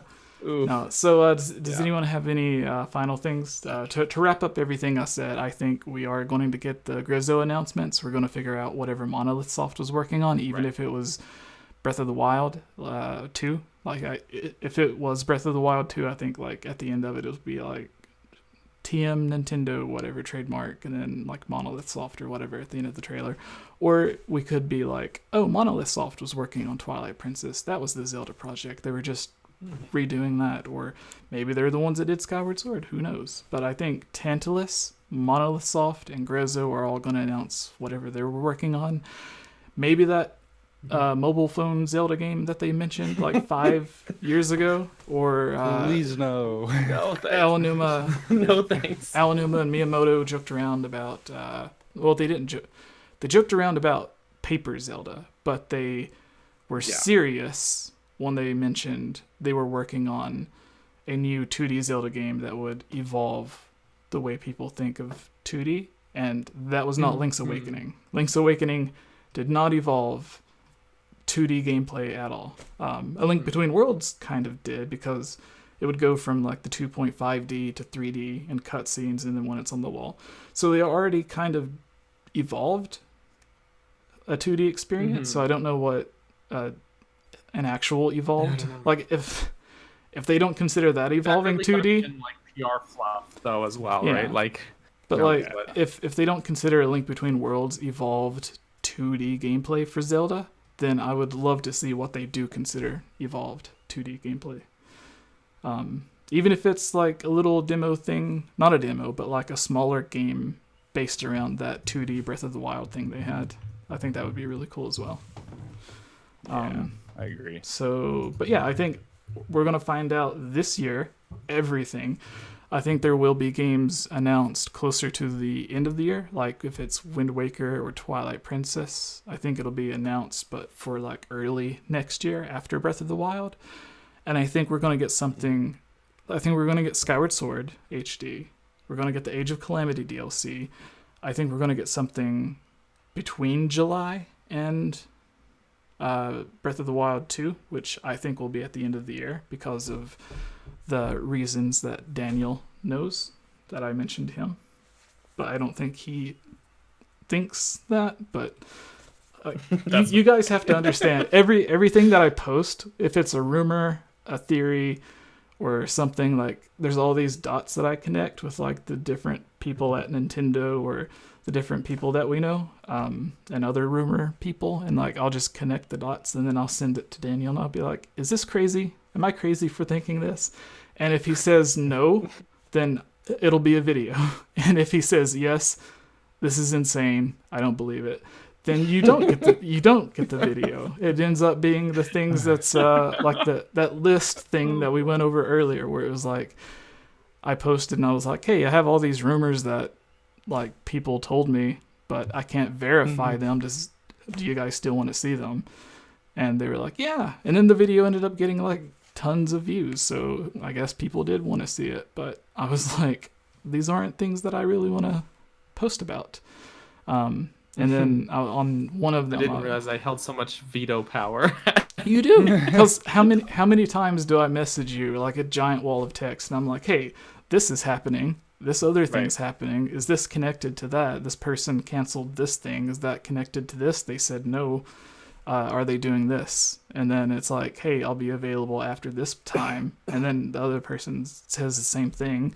And then you're like, well, wait and see, like 2's okay, but wait to see if another one does. And then we'll know. Let's see if there's and three. then the third one ended up something. And I'm trying not to make it too obvious, but yeah. Right. So that's my idea, and I mentioned it in the rumor video as well, because like it was the 4th or the 5th thing, and I was like, hey, there's something that Daniel and I know that we talked about, but I can't say. But I think that's the reason, like it was the stupidest thing in the world, because it's like, hey, here's this thing I can't talk about, but it's the reason that I think Breath of the Wild 2 is coming out this year. I can't tell you, but there it is. But yeah, so what about you guys? Did it freeze again? I think it froze again. Everyone, hold on. Discord's doing its thing again. Yeah. There we go. All right. But I don't know what you guys heard, but yeah, basically it's like, hey, here's this Breath of the Wild 2, I believe, is coming out at the end of the year, but I can't tell you why. And like it's basically like the whole thing. It's like, hey, here's this thing that's really cool that's happening, but I can't tell you. Like it's so stupid. It's like, because you can't explain the thing, and everyone's like, oh, you're just making up stuff. And I'm like, no, we have real information about real connected things to Breath of the Wild 2, but we just can't say what it is. But it's the reason I think it's coming out at the end of the year. Mm-hmm. I just can't say why. It's a secret to everyone. It sort of. I think it is. But I think Rick may know, but there's other people that we talk about Zelda rumors and leaks too, and I not even telling them because I don't want it to get out from other channels and stuff. So, but yeah, so I think Breath of the Wild 2 is coming into the year. I think 𝐓𝐿𝐴, everyone's going to announce their stuff, but I think we're going to get a game announced between Skyward Sword and Breath of the Wild 2, maybe 2 games.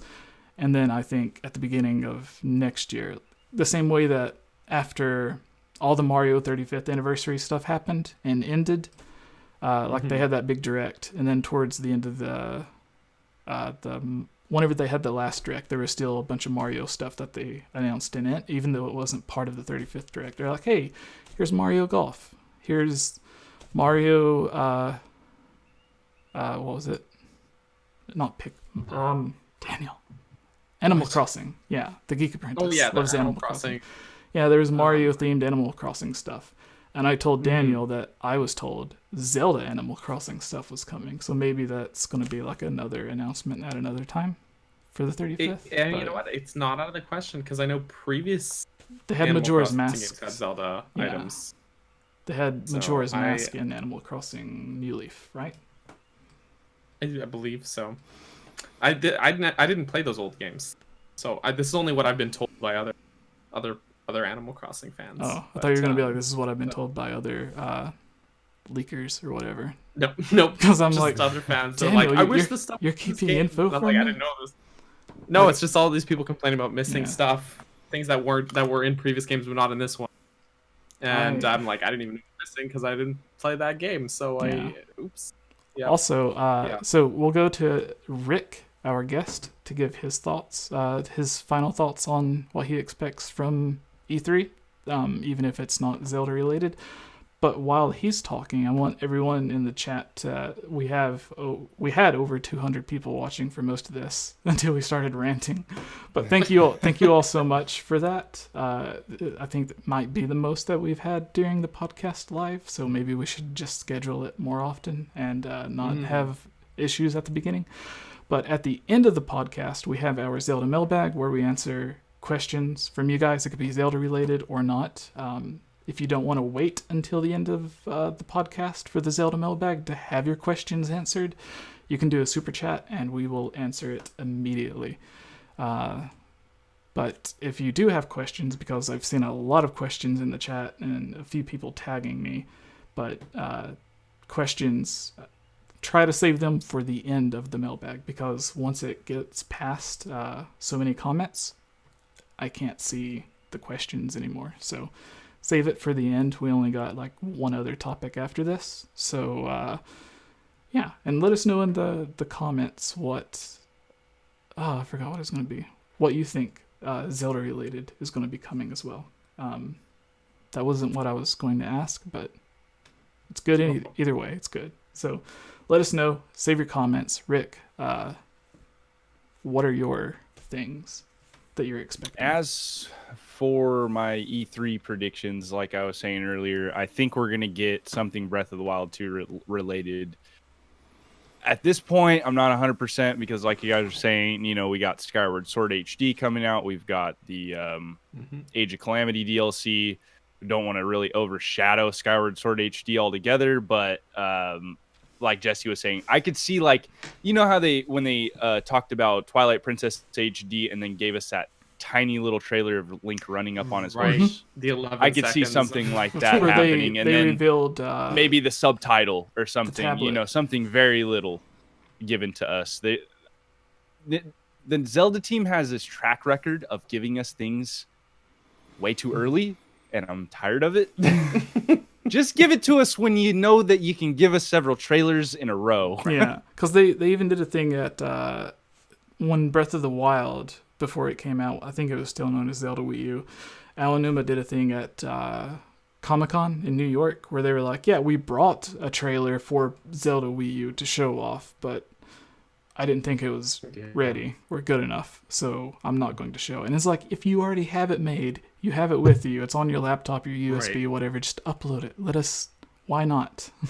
Yeah. But, it was like when they first brought up Zelda Wii U and they're showing gameplay of it, and it's like everybody was like, oh man, they're probably super far into development, and then years later, here we are. You know what I mean? Like, yeah, it was. You guys could have saved that and just given us a little tiny trailer or something. Well, the crazy thing. Miyamoto asked Aonuma right to his face. He said, "You're sure this is coming out in 2015?" No, the crazy thing is, remember the person that I mentioned earlier about the thing that you applied for that I was talking to. He was the one who did the research for that Breath of the Wild video for Did You Know Gaming. He did a good job of that. And that's a great video. He got the gameplay and the images and stuff of the Breath of the Wild demo to where they just loaded Japan into the Breath of the Wild engine, and they had the castles and stuff like that. And like they said they had like the entire city, and then they just conveniently placed like the castles or real life temples and stuff. And that was demo stuff they were doing in 2017. And they had promised the game in 2015. So it's like whatever they did, like they probably built a completely different game and then we're like, hey, let's do this idea. Yeah. And then it completely changed. Mm-hmm. And then, because it's like, you showed off all that stuff in like 2014, 2015, whatever. And then in 2017, you're like, finally focusing on the overworld and like where to place towns and villages and stuff. It's like, how? Like, because it doesn't look that much different than the gameplay they had when they were showing it off. And they were like, hey, we promise it's going to be out in 2015. Here's Star Fox. Or whatever it was. That weird trailer where they're like, we're not going to show you like direct gameplay, but here's this TV you can zoom in on. Shoot, I think even some of those areas aren't even that much change from what they actually ended up being in Breath of the Wild. That's what I was saying, is like they have... I did a video on that some years back, comparing those old presentations to like what's actually in the final game, and like a lot of it's pretty close, or just like very slight changes. Game Explained did a good one as well, comparing them. I know that physics engine plagued them, I think. I think it really did. I know Game Explained did a video on it, because when I made that video, I got comments on it from people saying Game Explained did it better, and I was like, thanks guys. it was really cool. Rick and I, on one of the Breath of the Wild trailers, we literally did like 3 hours of dissecting the trailer frame by frame, and everyone was used to like the 30-40 minute Game Explain detailed analysis videos, and they were coming into our video because like we had it sectioned off into like 5 different 30-minute things to where it was like all focusing on the trailer. It's like 30 minutes would go by and we'd be like 15 seconds into the video. But we did that, and people were commenting on it, and it's like, Game Explain who? And I was like, oh, this is... People actually enjoy us going on talking about nonsense with the trailer, because we were like rambling zooming in about a rock. Yeah, we were literally talking about every single thing that we've seen, frame by frame. That's great, though. Yeah, so now it's Daniel and I doing that, and we still have 180 people watching for some reason. I'm sorry, everyone watching, but thank you. Yeah, Daniel. So what is? Did you wait? No, Rick, you were talking. You finish. Right. We just interrupted you. No, it's all good. But yeah, I could see them doing like that tiny snippet of a trailer, giving us maybe the subtitle. I'm expecting something more from that, at least some type of story detail or something before we get more gameplay details and all that kind of stuff. Subtitle for sure, though, I think is something that they'll probably drop before anything. Yeah, it'll be like the Metroid Prime 4 thing. Where it's just, kind of like that. That would piss so many people off if they ended their E3 Direct with something like that, to where it's like, oh, you think it's going to be the Breath of the Wild 2 trailer like they did the last E3 Direct. And then they had like Banjo-Kazooie or whatever. But like if they did that to where it's like Breath of the Wild 2, it's like one more thing. And then it has the title for Breath of the Wild 2. It'd be even funnier if it was Breath of the Wild 2 and they just zoomed in on the title. It's like Breath of the Wild 2 and then it ends. That's it. Oh my gosh. Like it does the Metroid Prime 4 happening thing. Is, with the Metroid Prime 4 thing is they give us a new Metroid Prime 4 trailer, and it's just the Metroid Prime 4 logo with the new subtitle, but still no gameplay and no other information. Echoes. Still it's like Metroid Prime 4 Echoes returns. Sam is standing there. Metroid Prime 4 Double Dash. Double Dash. Oh no! Oh no! So Rick actually did. You mentioned something interesting. If we did get a trailer, like whether it's at E3 in November, whenever we get the Breath of the Wild 2 trailer, what do you think it would actually be? Because Rick, you touched on that, and I think that's something interesting to talk about as well. That people in the chat would probably like, since they want us to keep talking about Breath of the Wild 2 and not ranting, even though we rant about Breath of the Wild 2. So Rick, you touched on what you thought it would be, but what do you think like the trailer would actually be? If they're going to give us a trailer at this point, I think it needs to encompass a few things. The story, obviously, they need to, tell us why Link and Zelda were in that cave. We obviously know they're looking like for the Ganondorf. Narration from Impa on that one trailer. Yeah, something like that. And then also gameplay. Showing off maybe a few of the new mechanics, maybe showing off actual how gameplay Hyrule's changed. I mean, other than that, realistically, maybe some new music. Yeah, that'd be cool. Ooh. Daniel, wait, Rick, do you think if they show off Hyrule, do you think it's going to be the same? Do you think it'll be more like Age of Calamity's Hyrule, or do you think it'll be like half rebuilt, like in the process of it, like Terrytown?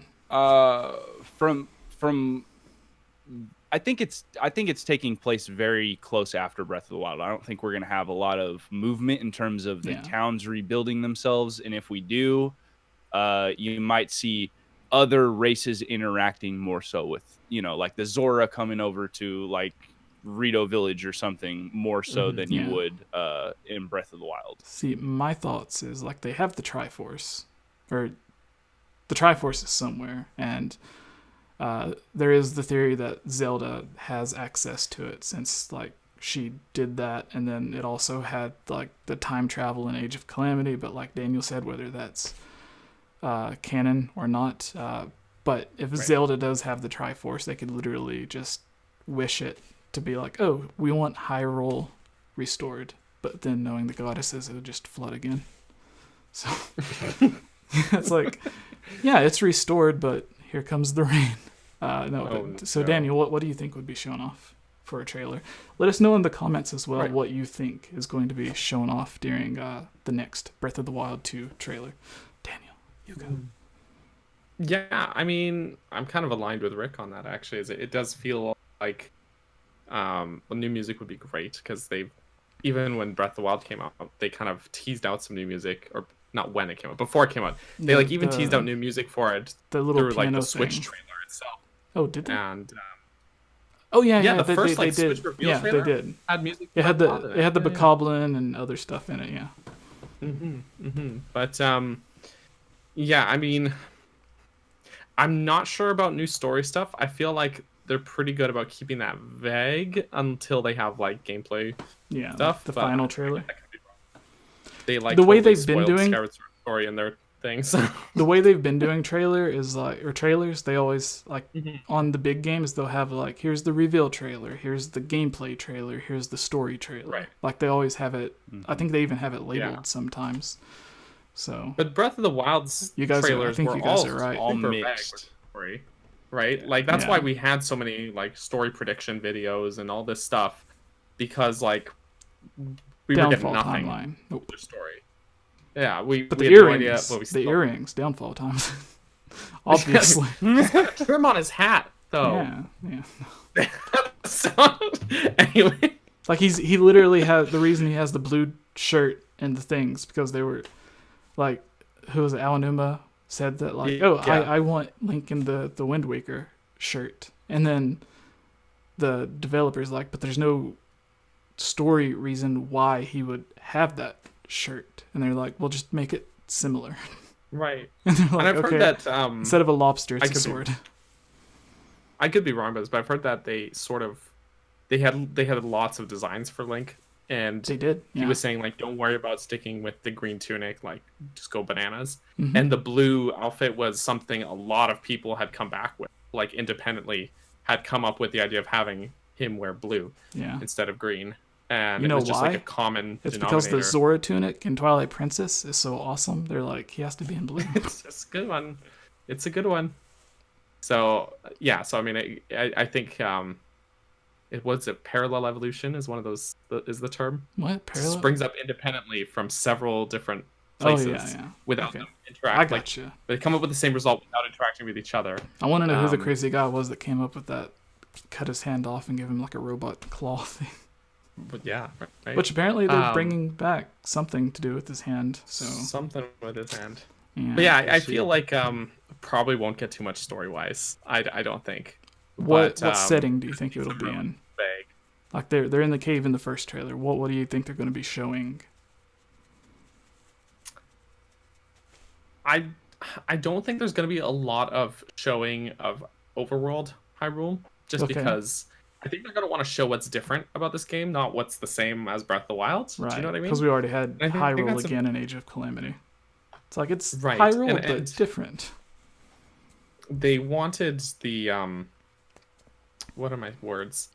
They wanted to make sure that it's still Hyrule, the same Hyrule, which is why they have that one shot at the very end. Yeah. And there's a bunch of people. They still want to make sure that it's not just the same game again. That they're going to do something new and interesting. To confirm this, Daniel, it is the same Hyrule, but different, obviously, because the castle's floating. Yeah.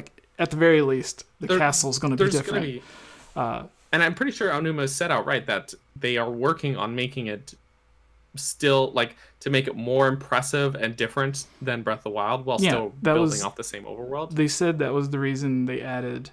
Well, they didn't say it, but the reason they added the hero's path into it was to see all the areas people were going, and then see the areas people weren't going, and they wanted to build around those areas that people weren't going to make them more interesting, to give people a reason to go there. And I think in the DLC for the Champions Ballad, I think they put stuff whether it was treasure chests or whatever, they put stuff in the areas to get people to go explore certain areas.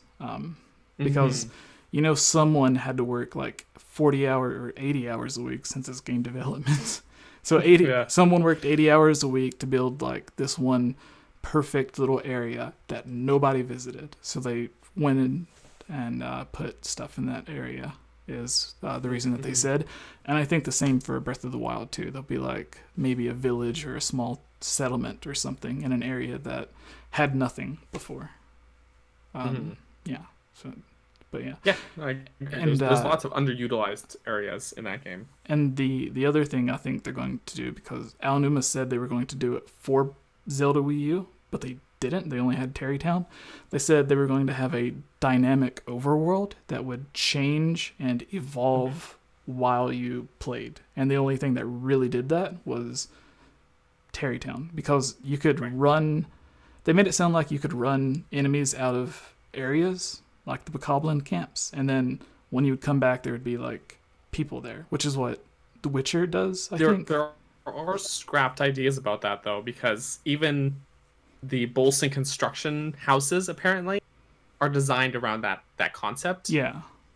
That's why they're so like the boxes, because literally the original gameplay idea was that you would be able to those buildings to different places, and they retain that sort of idea, that design philosophy in universe for the architecture, but that gameplay idea, real world, ended up getting scrapped because it I guess maybe it wasn't fun or not as interesting as they would have liked or something. I think it was a RAM issue, because the reason they have the Blood Moon is because the RAM fills up because the world's so big and it keeps track of every little thing that you do, so it just resets so it can like reset Which the is RAM for you to use. A brilliant way to do it with an in-universe reason. Yeah. As well. So I think just a brilliant way to do it. Yeah. So I think Breath of the Wild 2 will bring that back, and I think they may even show that. Like, maybe not the gameplay, but in cutscene form or trailer form, like the way we've seen them walking along the bridge and the cave and stuff. I think it'll show, like, how they had the carpenters in Ocarina of Time and Majora's Mask, where they're just carrying the logs around doing nothing, but then you come back and there's a house built when you're an adult. Or they'll have the tower each day in Majora's Mask, and it's like, you can look at them, they're doing nothing, but the next day it's built. So you're like, I guess they did do something. I think it'll be like that, where it'll show a cutscene to where like there's a house being built or something, or maybe even gameplay of you like building the house, almost like Animal Crossing, or building the little square blocks for the dungeons in Link's Awakening. But instead it'll be like a house, or like it'll just show like a settlement that's not completely built like an Age of Calamity, but it's like halfway being rebuilt, like maybe like half of Lon Lon Ranch or something. Or it'll be like it'll be Lon Lon Ranch, but it'll from Age of Calamity, but it'll just look different. Like instead of being the same buildings, it'll be like there'll be a different building in an area or something. I think it'll show gameplay like that, and I think it'll have another thing from Ganondorf, like maybe him like actually standing up or speaking or something like that. And did I take over your thing, Daniel? You were in the middle of something, and I went off of what you said. No, I mean, we're kind of going on the same train of thought here, though. But I do think it would be a very smart move to include a snippet of voice acting. Yeah. Yeah, absolutely. Because that was one thing, for Breath of the Wild at least, that we all kind of went nuts over. Yeah, and the way they got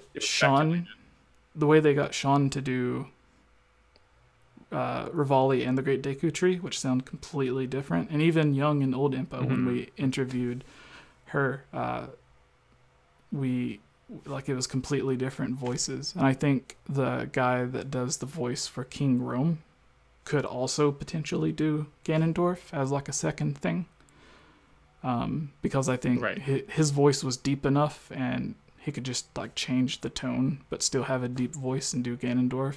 Or maybe Ganondorf's just zombie Ganondorf through the whole game, so he just sounds like the Redeads or the mummies in like Wind Waker and Ocarina of Time, where it's just like screeching or growling or something.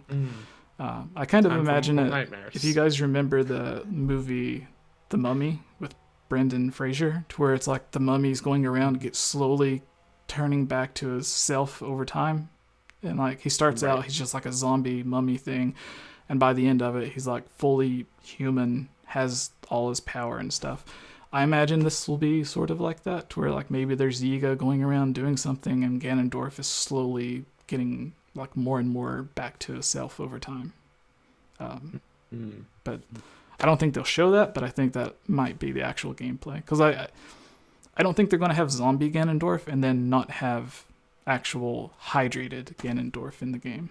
Like I think it'll be both, and however it gets there. That's kind of what I meant about like story details. Like, oh yeah, if anything, it's going to be very vague, but just those, those little undertones, like a little bit of voice acting, like maybe this is the story of what happened to Ganondorf or whatever, or like this is the story. Of this Hylian. is what happened to me 10,000 years ago, if that's the route they go. Because I mean, he's got to be freaking ancient. Yeah, and honestly, like they do have to tell what happened, like how he got mummified. So I think if it doesn't seem like it happened 100 years ago, because we played 100 years ago and there was nothing about zombie Ganondorf, so it had to have been the original 10,000 years ago. So maybe like all those rumors about something, like maybe it's just a single cutscene that tells what happened, like in Twilight Princess, where you're like, where's Ganondorf? What happened to him? And then you see the cutscenes like, oh, he killed the sage, he got stabbed in the chest, he got sealed in the Twilight Realm. And then it has a follow-up, and it shows how 𝐳𝐬 got his power. And you're like, okay, those 2 cutscenes, that explained it all. That's all we needed to know. Yeah. And I think the same might happen. Yeah. Like, it would be cool to have a lot of what happened 10,000 years ago. Kind of like how the memories did. Maybe go around like the way that you find the Zora monuments that tell like the history of the Zora. Like if you could find different things like that, or journals or diaries that just magically pop up like they did in the DLC, then like you'll, or like in the library, like maybe you'll find something that's like, oh, this is here or something, and it like has, it tells you what happened 10,000 years ago, or like here's a USB you can put in your Sheikah slate that has conveniently has all this stuff on it, or like the Sheikah towers, how it drops the stuff and it gives you the data for the maps. Maybe like it'll drop something and yeah. What, lick it? What? Just want to drink the little. Yeah, there's. Oh, a little droplet. I thought you said lick it. Yeah. Yeah, and I think I want to lick it. Okay. It's like catch, drink it. Like the Switch, knowledge. like the Switch games. Like you. The less information we get, the more videos we can make about it. That's true. That's very true. And I because if we get my too little much brother's info, it'll be here's the info video. Yeah, this is fact. That's it. Yeah. We're done. Yeah, but I think and I think we'll get a new race as well. I think if Zora and Rito can exist, then I think they had the 𝐾𝐞 champion originally instead of the Koroks and the Rito champion. Right. And he had the whip, and the Gerudo champion, who looked like a guy, had the claw shot. But then someone commented on one of the videos and was like, that's a Sheikah, not a Gerudo. And I'm like, but it looks like a Gerudo to me. And they were like, no, it's a Sheikah. And I'm like, maybe. Like, the male Gerudo doesn't have to be Ganondorf. But maybe that's what they were thinking. Like, if it's a male Gerudo, then it has to be Ganondorf. And that's not Ganondorf. But I don't think the male Gerudo has to be Ganondorf. I just think, like, obviously, if there was a male Gerudo and he was the leader, similar to how the leaders of the Gerudo, like 𝐼𝐴 was the leader that became the champion, then it would make sense that if there was a King Gerudo that was the leader, like 𝐼𝐴 was the leader, then he would also be champion. So to me, it made sense he was a Gerudo, but who knows? Right. But yeah, I think we'll get an idea of new types of weapons, like whether it's him using his hand to do something, or like a whip or a claw shot or something, to just to show like, hey, here's the Sheikah slate, but you also have all of these new abilities that'll make the gameplay different enough so it doesn't feel so repetitive from Breath of the Wild. And maybe if it is multiplayer, like we were talking about the server stuff earlier, then I think it'll be it'll show like Zelda playable and Link playable, or it might tease Zelda being playable. Like it'll show her doing something and people will be like, is that, like, was that gameplay of her doing this, or was that Yeah, because they cut her hair, so obviously she has to be playable. Of course. Because that was the big thing that everyone was talking about. It was like they cut her hair so she could be playable, and it's like there's modders making the long-haired version of her playable in the game, and then Age of Calamity has the long hair and she's playable. So it's like it doesn't have to be. If they can and make her playable, the Zelda team could probably easily do it. And like Link has 50 different hairstyles in the game, depending on like what kind of hat or mask you're wearing. He has like a bunch of different hairstyles, and it's like the hair, like it's hair. Like that has absolutely nothing to do with her being playable or not playable. But I do think that she will be playable, even if it. I was gonna say even if it's like Majora's Mask, where Cafe is playable in the side quest, or I think one of the DS games lets you play as the Gorons, and then Wind Waker has you play as the Korok and the Rito and stuff in the dungeons. Even if it's just like that, or like I always use the example, I think Wolf Link was meant to be online playable, and then they weren't able to do it either across the Wii U online or from Switch online. They weren't able to do the multiplayer, so they just had him as like an optional AI where the computer controls him instead of a second player. But I always thought it would have been perfect. Like that is the perfect way to have a mainline Zelda game that is single player focused but has multiplayer because Wolf Link, completely optional, doesn't have to be in the game, but he can be, and he does help you out and do stuff. So why not just have a second player doing that? So that's my idea of what it could be if it is online. And I think Age of Calamity, the multiplayer in it with Breath of the Wild, Aonuma said he wanted to make Breath of the Wild with online multiplayer, like Triforce Heroes, and Age of Calamity didn't have that online multiplayer. So I think Breath of the Wild 2 will, and Zelda will be that playable character, or maybe it'll be like the Champions, the way everyone originally thought. So that's my idea. Daniel, your thing cut out, or did mine cut out? Are we back? Did it do it again? Did it cancel?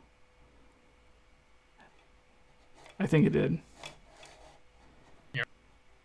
Yeah, it went out. So we're going back in, everyone. And we're moving on. We're about to answer your questions. So everyone, apologies. But we're back. I was always here. I didn't leave you guys. Okay. They're just horrible hosts. They left. Oh, no. No, so yeah, let's finish this up with E3. There's a 35th. I talked about all the stuff that I thought. Rick went through all of his. Daniel, finish yours, because I kind of cut in on Rick, and then I cut in on you, and I told what I thought. That's cool. But it's your go. Yeah, I don't know. It's we need tubes here. I do think we'll see some Zelda stuff. Like I said before, I don't think the big Zelda 35 blowout will be during E3. I think that's going to come after, but I still think there's going to be a few things that are going to tease out for us, and then people will be sad about it not being a big Zelda 35 blowout, and then we'll get it later. So it's people, because people get that way. Yeah. Like it's like literally February, and people are like, "Where's our big Zelda 35 direct?" And we're like, "Yo, it's February. Relax. Jeez, there's still 10 more months. there's still so many." But yeah, and they even had think, Mario stuff come out the year after the 35th. Yeah. So like I think the same for Zelda. So I that's my personal thoughts though. We'll probably see some more tidbits of things that are actually coming out around that time for sure. I still am holding on to that idea that the Age of Calamity DLC, they'll showcase it and it'll be available after this presentation, and it'll be like eShop download right away, and eShop will crash. And like they did with the Champions Ballad at the Game Awards. That's another thing. Yeah, actually. Nintendo always does something cool at the Game Awards. Well, not always, but usually, more often than not, they do something cool at the Game Awards. They showed Skyward Sword off at the Game Awards. That's true. I think we'll see another Smash fighter at E3 as well. Oh, really? But it's been a while. You're getting into Smash now.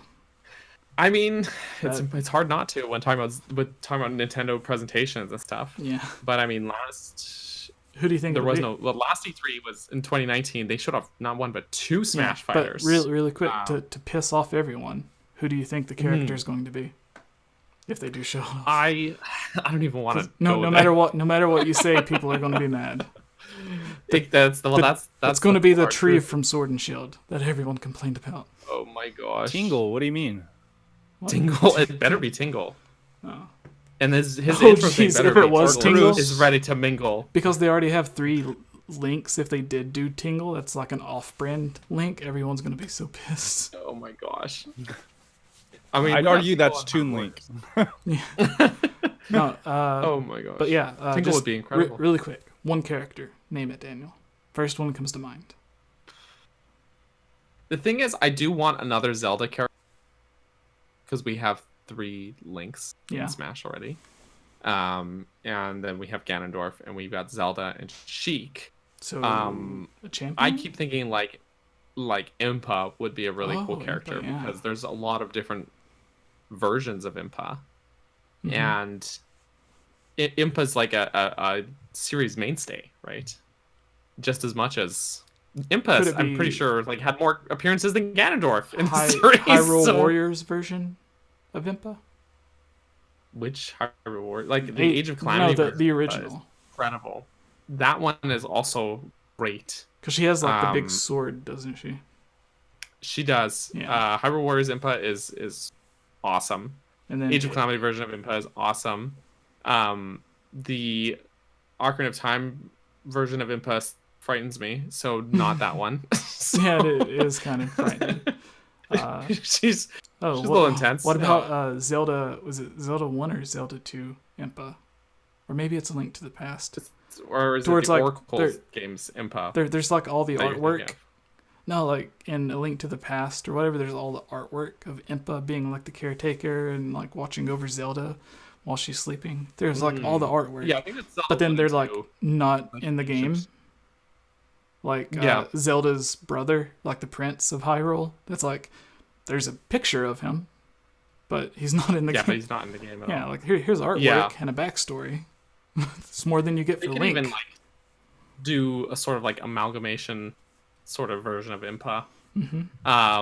Or even have like multiple skins that show her like different designs for different games, right? So What Impa about would an be evil like a really character? cool. Since there's already so many heroes, what if they did a bad character? There is a lot of villains in Smash. Yeah. So in Ultimate, so I feel like that's a good way to go with it actually. Like Obviously we already Ast- have Ganondorf. Aster? Maybe. I don't yeah. know. Or they could just Thing do is, like almost, like nothing a feels champion. like off limits for Smash, you know. they could do like a champion, but then have like an alt skin for like the shadow corrupt version from Age of Calamity. So they could like do it both ways, to where it's like you get a good guy, but you also get a villain, like Dark Link as a alt for Link, I guess. Rick, what about you? Who do you think? I'm not really in the Smash scene. I'm gonna say Tingle. Cool.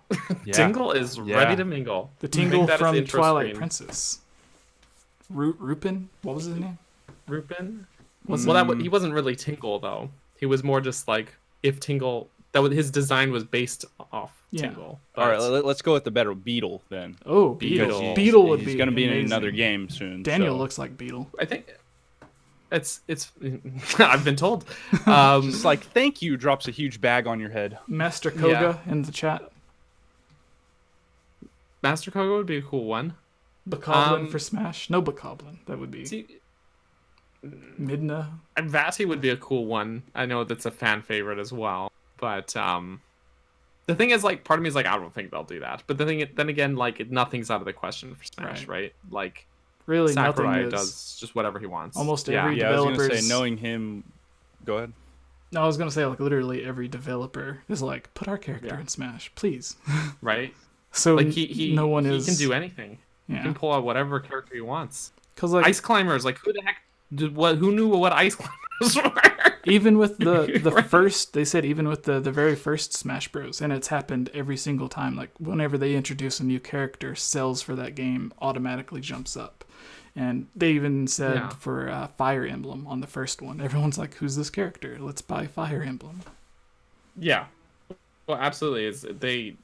They didn't even have Fire Emblem overseas outside of Japan until Smash, until Melee, and yeah, anything could happen with Smash. But I do think that we could get a Smash Fighter announcement at E3. I think that is pretty plausible given their track record. And it's been enough time since Pyra and Mithra were added to the game. It'll definitely have been enough time by that point, right? So it could happen. Yeah, I think. All right. Any other Nintendo E3 Direct predictions? We have this article to do next. We can go over that really quick if we have the time, but we could breeze through it. But yeah, I think other than that, we've covered it all. All right, E3 Daniel, stuff. do you want to this article debunk Screen Rant's clickbait Breath of the Wild 2 Twilight Princess connection? Do you want to go through it? Because like for the people in the chat, it says like here's all these characters that are referenced in the Breath of the Wild 2 trailer, and then they only like name one character. And whenever they I mean, okay, Screen Rant's already not got they're not reputable for Zelda news, is what I'm gonna say. But sure, just to start this off, this is not an article I like. Nor do I think there are times where people read too far into things, or just read into things so far to the point where they're seeing things that aren't there. And I think this is a prime example of that. But this article is titled "Zelda Theory: Breath of the Wild 2 is a Twilight Princess sequel," which it's a Breath of the Wild sequel. So okay, but do you want me to read it, or do you want to just do you want the Cliff Notes like version? the Cliff Notes version? Because it is kind of a long article to keep you on the website, but if you just like breeze through it to where like you can skip the first paragraph and stuff. So I mean the first bit they talk about is Ganondorf's corpse, and that part I don't have any issue with. I think they've got pretty good evidence for that, being that he's the red hair, the malice eyes, the Gerudo jewelry. It all definitely points towards it being Ganondorf. Sure, they probably just pulled that off of one of our videos or something. But then it goes on saying the trailer also hints at the return of the Twilight race, a race of beings that inhabit the Twilight realm from Twilight Princess. I don't see any hint towards that in this trailer at all, in the Breath of the Wild 2 trailer. I just don't. But here's what they say: the beam of blue-green energy that, if seen. They have some typos in here. Throughout the trailer has only been seen in Twilight Princess. Energy stems straight from the Twilight realm. So I feel like not true. Yeah. First of all, like the blue-green, like flamey energy, like spirits, ghost characters we see in Breath of the Wild. The champions and the king. The blue-green color for magic is not just like isolated, just Twilight Princess, and also. The glyphs they say resemble the ones in Twilight Princess. That's got to be a hard no for me as well. I'm gonna look like a crazy person right now. So in Twilight Princess, a lot of the iconography will have, it's all very symmetrical. It'll have circles and lines, some curved lines, but mostly straight lines, squares, circles, whatever. I just drew a bunch of squares and circles. That's a Twilight Princess design right there. The Game Over Jesse logo where it has the squares coming off of it. Yeah, but it's all very there's all this sort of shape, geometric shape sort of symbolism here, and lines and hard straight lines, right? Whereas the thing in the trailer, it's all very wispy. There's not a lot of hard lines, and the actual characters that float off look far closer to Gerudo typography than any symbols we see in the Twilight realm. It just doesn't look the same at all. To say that it does is like just taking it at the most surface level, like based on a color palette. It says like it's possible energy is directly cast by someone from the Twilight realm, and it's like there's nothing that does that at all. There's no evidence to back that up here. Some are theorizing that the individual could be 𝐳. 𝐳 is so dead. Yeah, Like, he's not just dead. He is impaled so by dead. Midna, Midna and popped then him his like a neck balloon. snapped for some reason. So okay, so I know we talked about this a bit, but 𝐳's death is pretty definitive in my opinion. Yeah. Midna explodes him after that boss fight. Link doesn't even kill him. Midna kills him. Link fights him. Midna kills him. 𝐳 is so dead that in the Twilight Princess 2 sequel that was canceled for Link's crossbow training, 𝐳 is so dead that I don't even think he would have been in Twilight Princess 2. Probably not.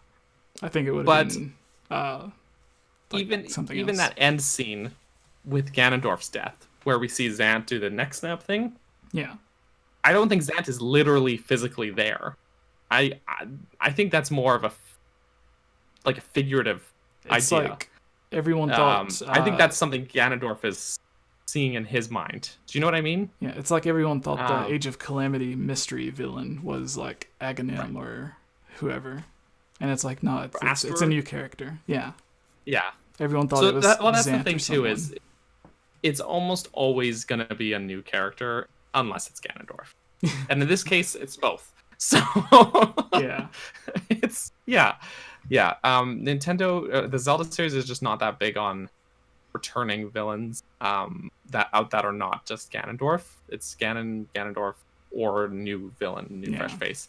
And it even says, the exception being 𝐵𝐷𝐸, that was Capcom's doing, not Nintendo's, right? Read the last 2 or 3 sentences of that paragraph because it says something. Right.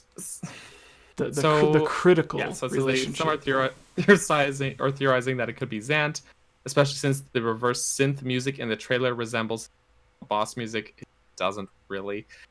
Given how critical the relationship between Ganon and 𝐳 is, it's possible that 𝐳 plays a direct role in freeing the Demon King. Critical. I mean, that's a point of contention.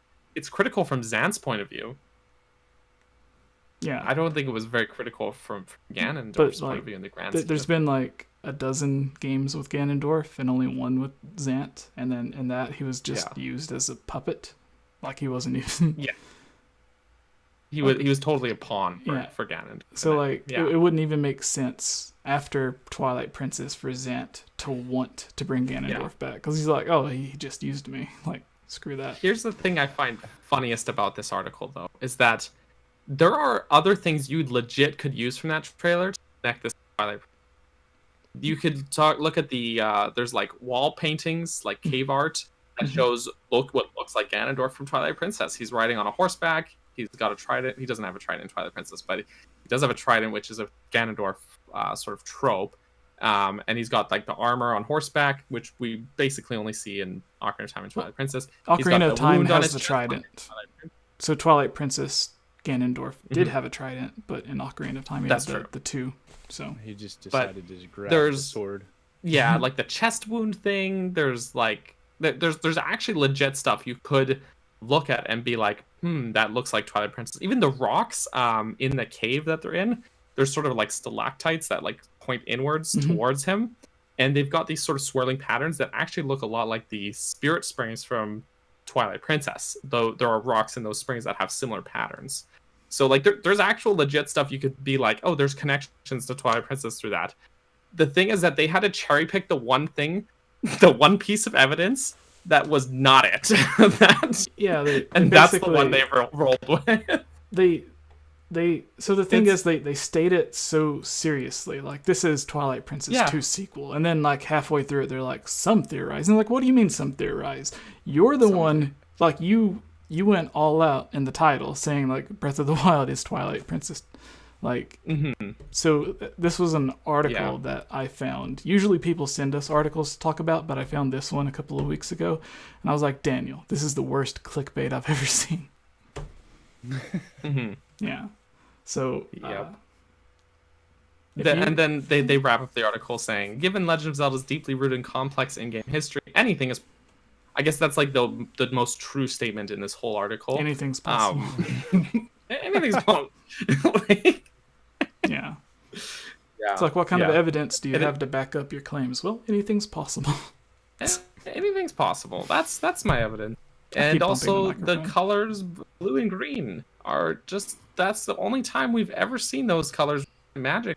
Yeah, and if you click on the Yeah. actual images they have, to where they're like, there's hints or references to all of these characters, and it's like Midna, Zant, blah blah blah, and it only talks about like, oh, this could be Midna's hand, or this could be Zant's hand, and it's like, those are not connections to these games. That's like, Yeah. Yeah, that's it was a bad read. yeah, For sure. It's a roller coaster, guy. My first point that I had with it was like you were saying, the green magic, totally not exclusive to the Twilight, and Twin Rova is a good example of that. Is when you fight her, especially in the 3DS version, you can see it a lot more, but the walls light up green in that same green color with the Gerudo text on the wall. Right. So when I saw this, it's exactly what I thought of was Twin Rova's boss fight. yeah, But I highly doubt it even has anything connected to that. It's probably something completely new. Yeah. And if it is Gerudo text, they scribbled it up so we could not decipher it on purpose, because we all sat there and deciphered stuff with the Sheikah technology when it first, when they first put out trailers. I mean, they even showed the poster, and then Zeltic's whole Discord goes on, and they decipher the whole thing. Oh, and it was like the whole story. Yeah. So like that's awesome that they did that, but I'm sure Nintendo was like, oh god, everybody knows like the full story before we wanted them to. So yeah, jumbling it up and making it fluid kind of ixnays that whole process, while also making us think of, oh, that could possibly be Gerudo or Twilight or whatever. yeah. And just to add to that point too about jumbling the text, a lot of people are gonna jump on the Seal Ganon thing. Yeah. I know people are gonna comment on this and say it translates to Seal Ganon, and it actually does not. Someone did find that and thought it did, and it looks close to that, but it's not quite right. Like the typography doesn't quite line up, so It's off. It's off. It sure. doesn't. That's probably the closest we've got, but definitely is not what it says. So Right. yeah. Anyways, go on. Sorry. No, it was your topic, or it was my topic, but you were the one that was doing it. So I want to hear Rick's thoughts though. Oh yeah. Oh, I thought you were talking to me. Yeah, Rick, go on. Yeah, And I'd say everything's gonna be. I mean, obviously, it's a Breath of the Wild sequel. That's gonna be the only game that I think it will be tied to. So it's not unless Twilight Princess 2? They pull some You mean Skyward Sword stuff in there, but mean and they're gonna indirectly reference that. They're not gonna be like, oh yeah, you remember this point in the Zelda timeline where we did this and that. Like, it's gonna be So, some very Rick, vague Yeah. piece of information. You're saying when they reveal the title for Breath of the Wild 2, it's not going to be Twilight Princess 2? Right? Yeah. Yeah, okay. Exactly. Exactly. That's the thing too, is when Nintendo does like line these things up, usually like so indirect with their references to other games. Yeah. The closest we get is Wind Waker is Yeah. really good about tying to Ocarina of Time, but even then it's not. It's like still loose enough that Wind Waker stands on its own as a game. Yeah. Dude, even Skyward Sword's at the very beginning of the timeline, and you would think it'd be loaded with like, oh, this is, it is, but it's not like in your face. Like, here it is. Like, this turned into that. Like they had the perfect Here's chance. where the Ocarina was made. Yeah, they had the perfect chance to do the 𝐕𝐽𝐺𝐵 thing, to where like they tell you the backstory of the dragon, and then you're in the fire temple, and there's a fire dragon, but it's not the one from Ocarina of Time. Like, it completely stands He's on just its an own. opera singer instead. Yeah. He's yeah. He's Unless no someone- Goron either. Unless he changed his name and someone bonked him on the head with a hammer. Oh no. Yeah. Oh no. What a But, what a weird. That's Yeah. That must be where that parasite went that Levias was harboring. So there you go. wrap it up, Rick. Do you final thoughts on this? And we can get a couple questions. That's basically my final thoughts on that. I mean, the article's terrible. Not to hate too much. I mean, I made some terrible videos in the past, but they make some pretty outlandish. They're reaching. Yeah, big it's time. It's a reach for sure.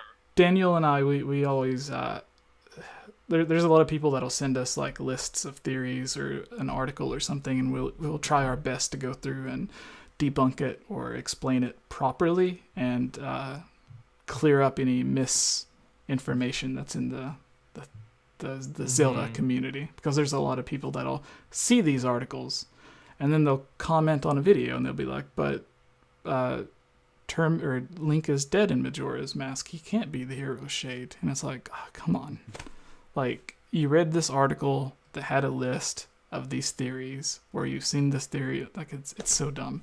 So we always try to clear up any misinformation when we come across it. But now it's time for the Zelda Mailbag, the final part of our thing. Since we've gone on long, we can do 1 or 2 each if we go fast enough. So everyone in the chat, get your questions ready. And to start off, Rick, do you want to pick one from the mailbag list that we have? Yeah. I got anonymous 123. I went ahead and wrote all my points down earlier. Sweet. Do you think we'll get an in-depth story about the origins of Malice in Breath of the Wild 2? Yes, yes, and yes.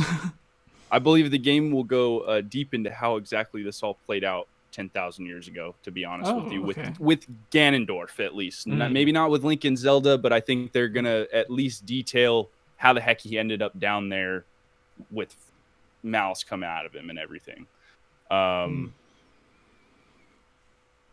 Daniel? And yeah, basically I think it's going to be a crazy ride explaining that little portion. But I mean, if we get more Link and Zelda stuff from back then, you know, it is kind of fanficky, but I could definitely see them touching on Ganondorf himself. So. Yeah.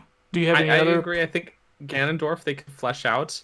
They tend not to flesh out like previous, you know, incarnations of the hero too much. Well, because you want your player character to be the interesting one, not some flashback.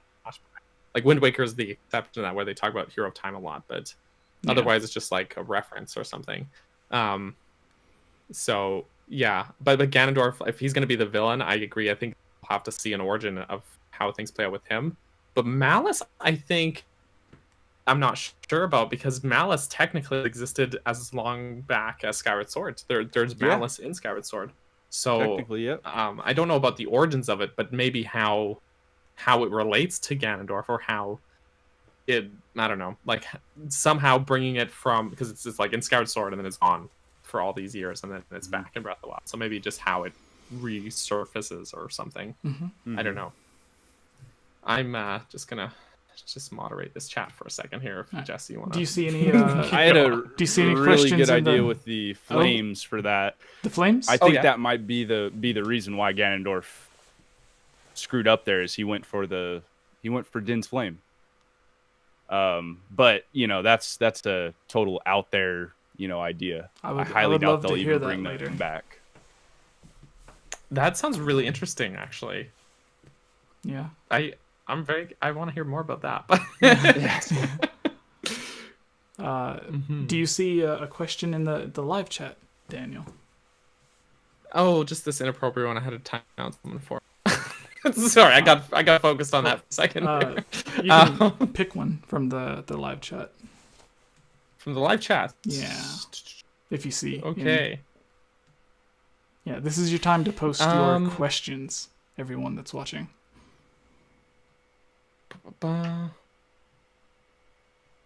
If you don't see a good one, you can pick from the mailbag. Okay, well, no, here's one from Justin. Justin Clark, who's awesome, by the way, guys. Yes, what's your favorite... Well, I think we can each pick one. What's your favorite song to learn in Ocarina of Time? So favorite... I know there's some fan favorites like Song of Storms. And actually, I think I like Song of Storms because not only is it catchy as heck, but the whole Bootstrap Paradox side of things is just fun. So that is a good one, but I love the cutscene after you get the Sun's song and like the lightning strikes the tombstone, right?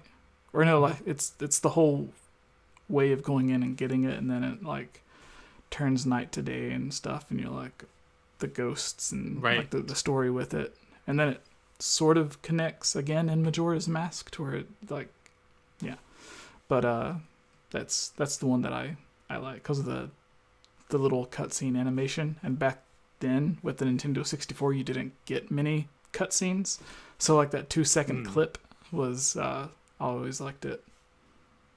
What about you, Mhm. Rick? Mine would have to be between the Prelude of Light and the Minute of Forest. So either one of Oh those two. yeah, Mm. that is a good one. I just too. like the songs themselves. Like they're awesome. Yeah, Mhm. I like the one for the forest temple too, because like when you go back, everything has changed, and it's the first time that you actually go out to do stuff. And then you notice everything's different. Instead of Deku scrubs, it's like giant moblins or whatever. So it's really Mhm. cool. Mhm. Uh, That's a good one. let me see if I can find one from the live chat.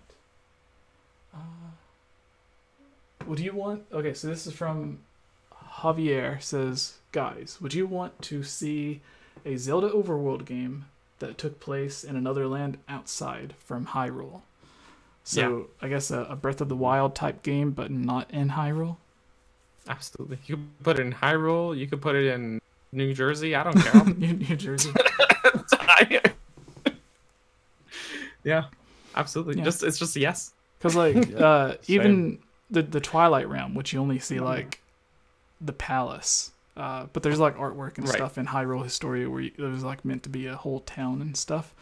But like even just that one palace, there's so much theory and speculation based off of that. And then if you get to Majora's Mask, where you get Termina, and it's Right. like even though it reuses the same characters, it's still like the story of that world.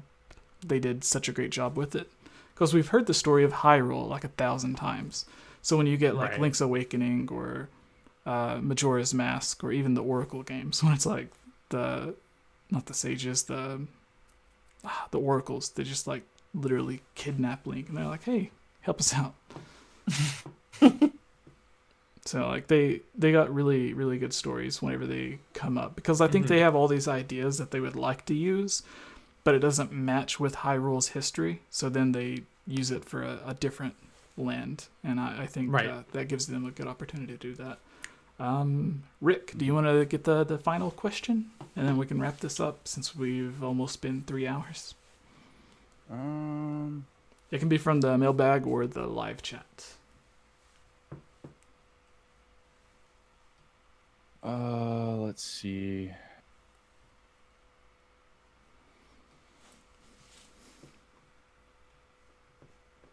Juniper Rose.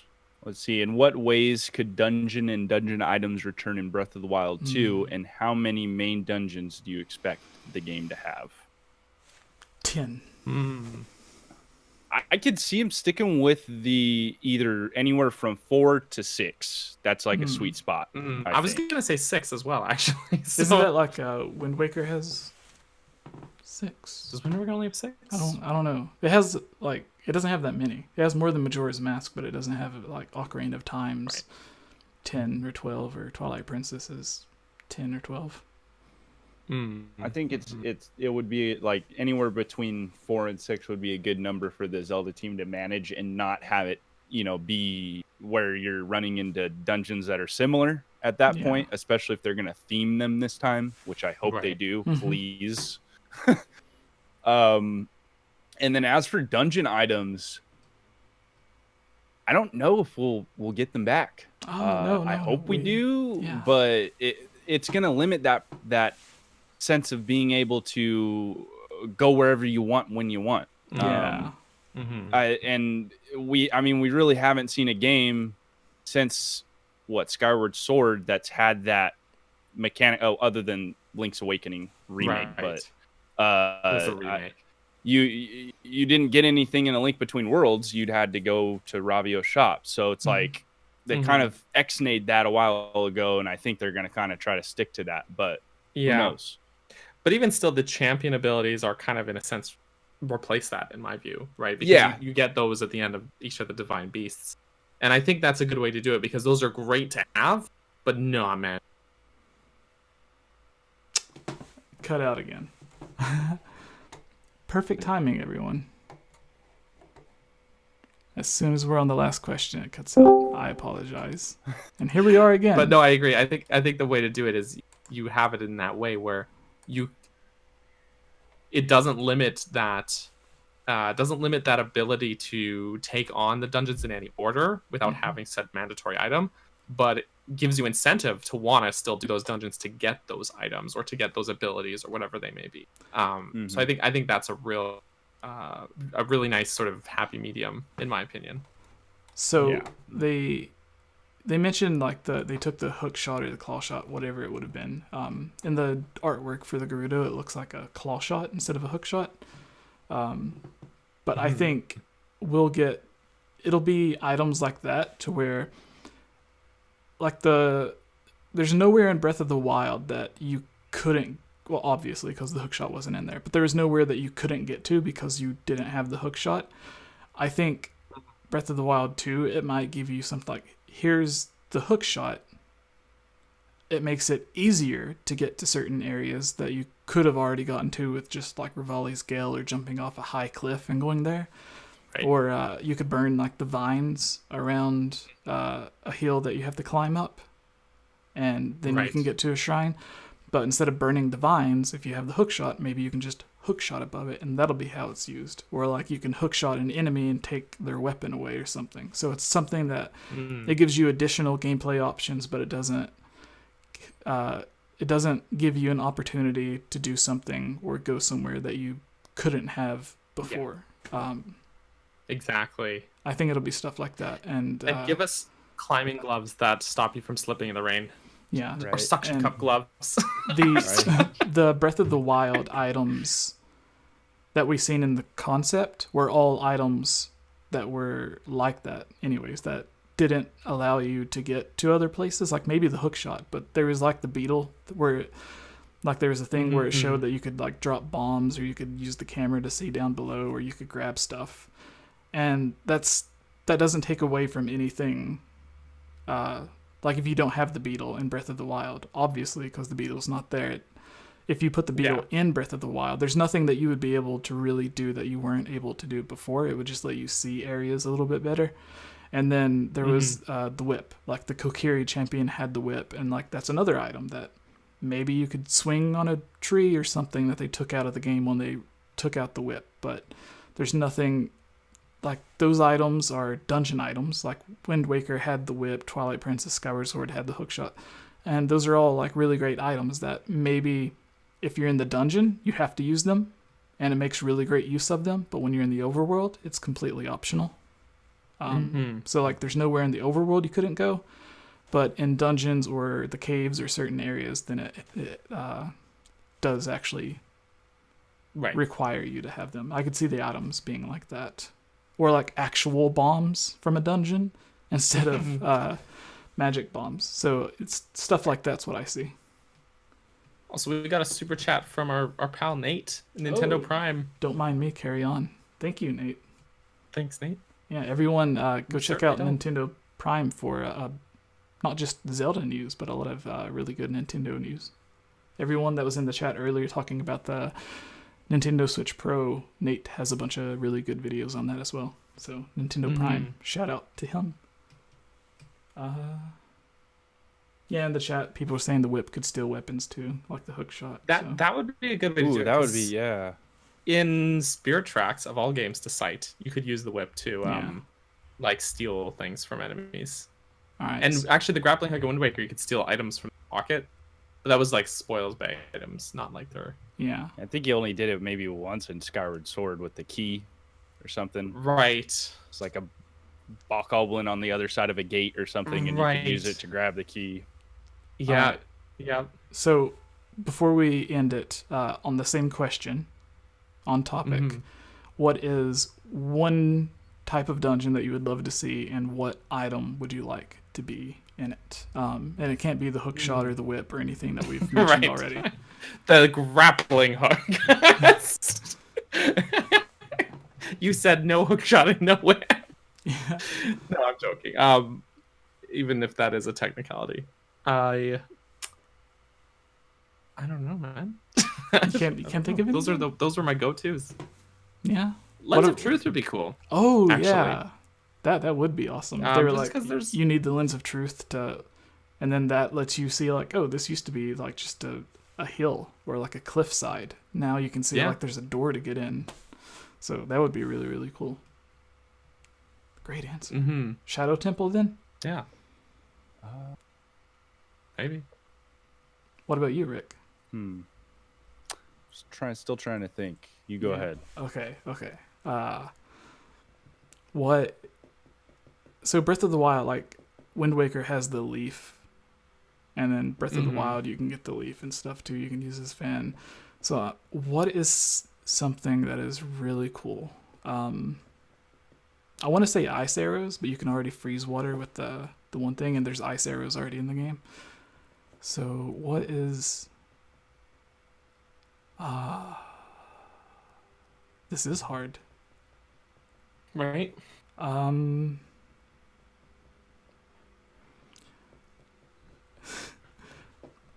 If possible, I would say, like this is, I can't think of anything, so this is just my out there answer. People in the comments, let us know what you would like to see as well. But I would say the Wind Waker, and use it to play as the other characters, like you do in Wind Waker. I don't know if that counts, but I thought you were gonna say use the Wind Waker to direct the wind for paragliding oh, reasons. that would be really good That would too. be wow. Yeah, that would be a good one too. Yeah, so just the Wind Waker, you could, use it to warp or cast the wind or whatever. It'd be really good. But yeah, like I really, really like take out all the other weapons, give us the hook shot and stuff that we all want. But if the idea was when you go into a dungeon, you don't get a new weapon, but you get like this other character, like in Majora's Mask, you had to turn into a Goron, or Wind Waker, you got the Rito or the Korok to help you out. So if it was something like that to where you don't necessarily get a new weapon, but you get this character that you could also play as, or a second player could play as, that has these abilities that you do need. Like if it's a Goron to punch something to smash. Like Breath of the Wild doesn't have a hammer, does it? There's like iron sledgehammers. Oh, that yeah, you can get, right? Yeah, but they don't use it like traditional hammers. Yeah, it's not like the Megaton hammer. Yeah. Or whatever. So that would be something. Right. Or like the magic pea plants or whatever they're called. That you can just like with the magic beans? Yeah, where you can like fly to like get to different areas really quick. That would be really cool too. So those are my out there crazy answers. Rick, what's yours? I would like to either see the Rock's Cape kind of transition in, maybe give Link a double jump of sorts. Yeah. And maybe really like cool. A squirrel suit. Like if you had the Rock's Cape, you'd be able to just jump off the, jump off of a tower and just soar. Yeah. I mean, the paraglider is kind of similar already, but a double jump would be really awesome. Like, especially if you could decide if you want to like double jump and then paraglide, or jump, paraglide, and then do your second jump, or like if there was some flexibility. Well, you think about it, if you had the squirrel suit type thing, you'd be able to pull off maneuvers like in Skyward Sword where Link dives down from a tall object or something, where like in Breath of the Wild, you kind of just jump off, and if you're not above water, Link won't dive like that, Right. But that's if they add more verticality to the game. If not that, then the Pegasus boots. I think Link needs a little bit more movement speed. Even though you can get items that, outfits that upgrade that, I think adding further to that or giving him some type of a boost on foot would be cool. There's outfits that allow you to climb faster, but I don't think there's run speed up without cooking. Dark Link. No, I think Dark Link lets you run faster at night. But it's night speed. Yeah. But it's only night speed. Yeah. So Pegasus boots replacing that and is not limited to nighttime. You're right. That actually. There's the debate that Daniel and I had over a mistranslation from an interview where I think that they were talking about the Pegasus boots being in the game. No, it was for Ocarina of Time. It wasn't for Breath of the Wild. That's right. Because they were like, what would be the point of running everywhere when you could just ride Epona? So I think that was the basis of the interview. But then we even debated on if it was...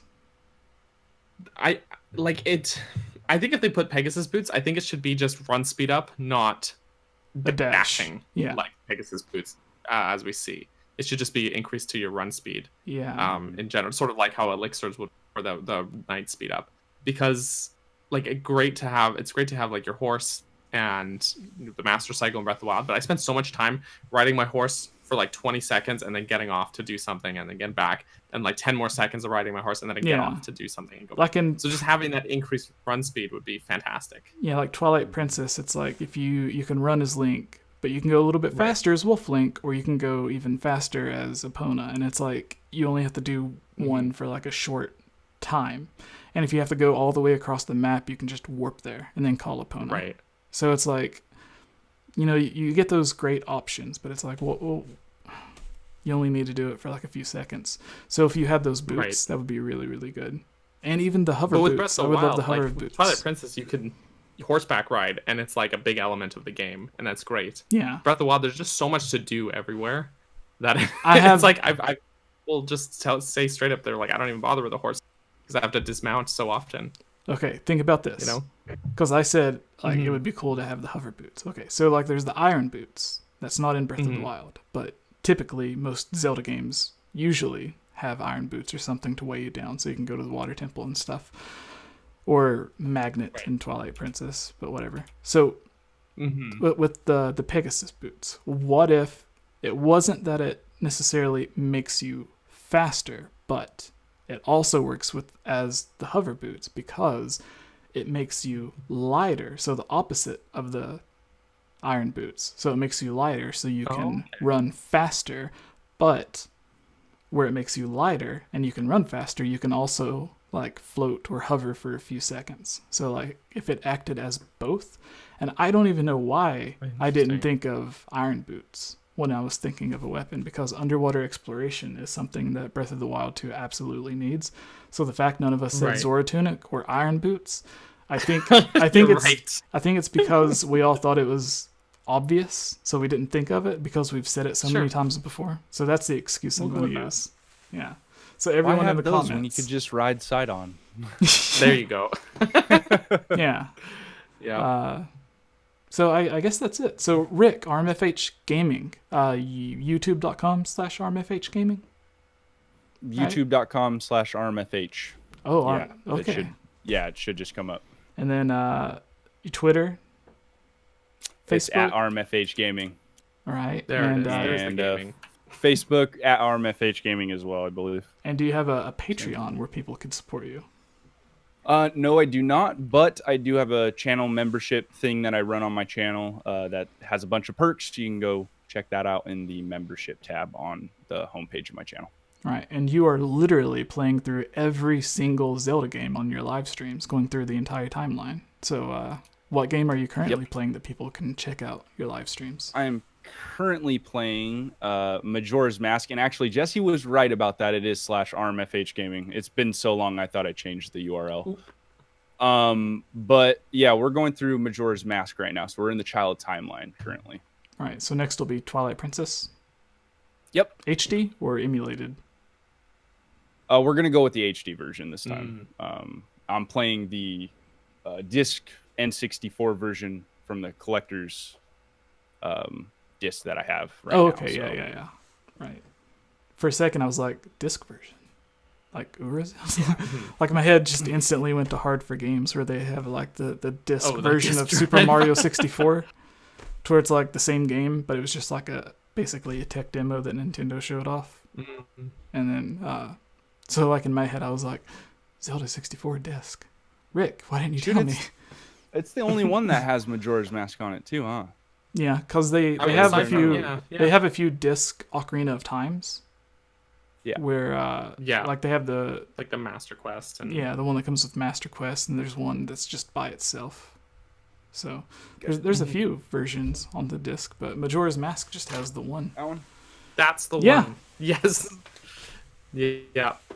There was that one. There was even a problem with that. Remember when we did the video for the rare GameCube games, because it was like not rare GameCube games, but rare Nintendo games in general, I think, because people would pre-order Wind Waker, and as soon as you pre-ordered the game, they would give you the bonus disc.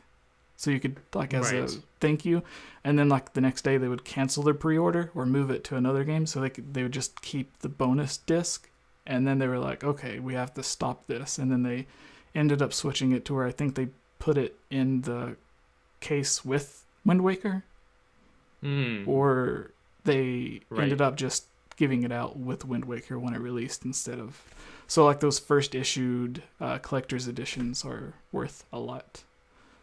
But yeah, So hard to find out on Wild. Yeah. yeah. So So one with Metroid on it or something like that too. oh yeah.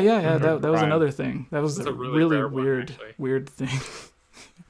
I remember seeing that at the store and I was like, "Is this fake? Like, did someone just make this box art? Like, what is this?" No, I really did. There was a used game store, and I was like, "Well, I've never.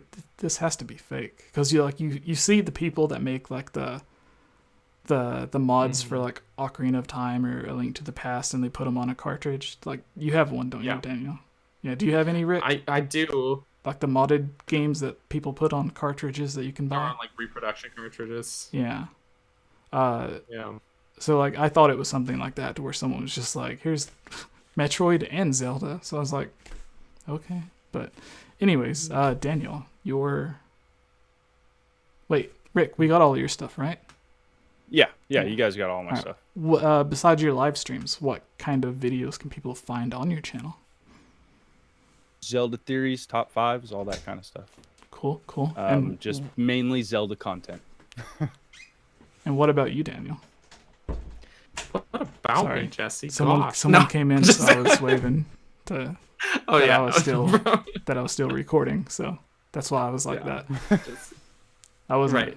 No, but I'm Daniel. You may see me around as Capt Bergerson. CaptBurgerson. See, I know how to spell my own username. And I do have a Patreon, if you want. I don't talk about it very often, but it does exist. And on my YouTube channel, I do Zelda as well. Mostly Zelda videos. There's some other things sometimes. I think But lately I've been working through my I was gonna say, I think I seen saw Rin and some other people that are Patreon supporters of you in the live chat. So I was just gonna mention that. yeah, there's a few that there's a lot of overlap, I'd say, mostly between our audiences. But they've been working through my dungeon design series, where I've been basically doing like it's almost review, retrospective, walkthrough, design, architecture, music analysis, all rolled into one for every dungeon. Yeah. And yeah, Really that good. includes finished Ocarina of Time's dungeons. I think probably like my Forest Temple, Forest Water, and Spirit Temple, I think are my favorite of those videos that I've done. But there's some cool stuff, and I would say all of them are worth a watch. I'm pretty proud of those ones. And I'm almost done through the Majora's Mask dungeons, but I unfortunately have had a lot more to say about those dungeons. So those videos have been taking me longer to roll out. The Ocarina of Time ones I was pumping out weekly, but these ones are taking me about 2 weeks to complete. You also do And I think comparisons that's with just the 3D versions. That is true for Majora's Mask. And spoiler alert, I don't like the 3DS version of Majora's Mask. And I think I make a solid case for why, but that's of course just my opinion. But I'm pretty happy with how those have turned out. And Stone Tower is coming soon, so if I think that's going to be a popular one. Are you doing the Iconic Castle with it? Yes, Okay. It's going to be all rolled into one. So everything Iconic Canyon, all of that stuff leading up to it, and Stone Tower, it's all going to be rolled into one video. And it's probably going to be like a 35-minute video, to be honest. So, Yeah, that's after cutting Yeah. it down. yeah, It'll be I like mean, the Snyder cut for for Stone reference. Tower Temple. yeah, Snyder Cut. for my last two, for Snowhead and Great Bay Temple, the first cut of those videos have been between 4 and 45 minutes, and I've made very deliberate snipping and trimming and stuff, and I managed to get both of those videos down to 29 minutes each. Yeah, And Nice. yeah, and that took a lot of effort and a lot of time, but And even still, it's like I have so much I'm- to say about it. I'm usually the one that ends up with like really long scripts, and then I'll send it to Yeah. Daniel and be like, "What can I cut out of this?" And then Yeah. I feel like I'm usually pretty good about being concise, but these ones is just there's a lot to talk about with Majora's Mask because you have the game. Basically, it's like the same length of game as Ocarina of Time, but you're dividing that same amount of game into 4 instead of like however many 8. 3 as a child, So it's like 7 as an adult. No, 5 as a child because you got the 5 mini is dungeons. 3 is 5. 3 is a child. Shadow, Yeah, so Spirit, 5 adult and then- dungeons, 3 main child dungeons. The 2 like Spirit Temple and Shadow Temple, like bottom of the wall, that's still like sort of part of those adult dungeon. Yeah, and experiences, Ice at least Cavern. in those videos. So, and then Ganon's Castle. So the 9 mainline dungeons. in Ocarina has Time. a lot of 4. dungeons. Jeez. Ocarina has 9 main dungeons plus mini dungeons, right? Yeah, they were really. So there was a lot on that game. Yeah, and then Majora's Mask, like, let's do 4. Let's do 4, but we're gonna have the same amount of game. It's just so much more in between dungeon stuff and side stuff, right? So, and don't get me wrong, it's great. I love Majora's Mask. That's why those videos are so long. So that's and then after Majora's Mask, I'm gonna do Wind Waker, I think next. So you're gonna do Wind Waker next. It's a good time. Yeah, Nice. Yeah, I think so. I can't wait till you finish all the Zelda games so you can go back and do Master Quest. Ocarina of Time. I don't know if I would. I don't know. But yeah, that's me, and I stream sometimes on my Twitch channel. So go check that out. You have a really good series on your streams where you and Chublima, who is usually on these podcast episodes with us, you and her do a really great stream session almost every week, right? You went through Super Mario 3D World with Bowser's Fury. We did. And then now did. you're going Animal Crossing? Or no? We did a stream of Animal Crossing, Okay. but we did finish all of Super Mario 3D World, including Champions Road, and yes, it was brutal. We absolutely sucked, but we did finish it, and then now we've actually been streaming Minecraft, and it's also a pretty bad time because we both kind of suck. And so there was one stream we died like probably a dozen times in the Nether. So my little brother terrible. and my daughter play Minecraft, and I completely suck at it. But they're like, "Put on Minecraft, Oh, really? play Minecraft with me," and I'm like, yeah. Like you're like 5 years old, and you're like, I don't know how old my little Kids brother are is, like into it, 10, though. 11, and Kids I'm are like, I weirdly can't do good it. at Minecraft. Yeah, I feel like there's something that clicks with Minecraft with kids. My son's 8, right? He's better at Minecraft than me. There's not many things I can say he's better and than me then at. the But Minecraft is one of the them. original like Minecraft when it first came out for a long time, it didn't give you hints or tips or anything on how to do anything. Right. It was just like the first Zelda where it's like, here you go, you're in the world, Yeah. go do stuff, figure it out yourself. But now it gives you all the Yep. tips and stuff. So it was like really Yeah. crazy that even when it first came out, so many kids were able to play it and do everything True. with it. The internet probably helped. You with also that. have a series on your channel, Daniel, for Captain Bergerson on YouTube. Zelda Universe, our friend Amanda did a really cool mention on Zelda news for their YouTube She channel. plugged it. For what series is that? Because you failed to she did mention plug it. I was that. super pleased as punch. So that's a series, Hyrule Tours, which I do far less frequently, and you can also actually thank Rick. Both those series that we mentioned now, because he's helped provide me some additional footage for. In fact, if you watched my latest couple Hyrule Tours videos, the better footage in those episodes were definitely those halves were definitely. If you're like, oh wow, this shot's even better than the last one. This one, it's really nice. Odds are Rick is the one that recorded it. So I just like sitting on my butt recording Zelda all day. I don't blame you. Yeah, even No, it's been a huge help. Absolutely. yeah, even I was working on a video a couple of weeks ago, and I had just got done telling Daniel the day before. I was like, hey, I got a new screen for my laptop because my old one broke, so I replaced it with the 4K screen on my laptop. And I was like, I can get really good like Ocarina of Time 3D or Majora's Mask 3D footage. And then instead of doing it for myself, after I told Daniel I could get it for him, I ended up asking Rick to get certain gameplay for me. Yeah, so like he's got pieces of credits in almost everyone's video. We got a super chat. Yeah. Daniel, could you get that? Oh, It's too far away from me to read. Naomi's $5. Hey, you're still streaming. It's a good day. That is a good day. Isn't Thank it? you. For those who don't know, tomorrow is 420, so the Rivali champion first four figures thing releases. We didn't mention that earlier. Right, It that's what's releases significant tomorrow. about Yeah.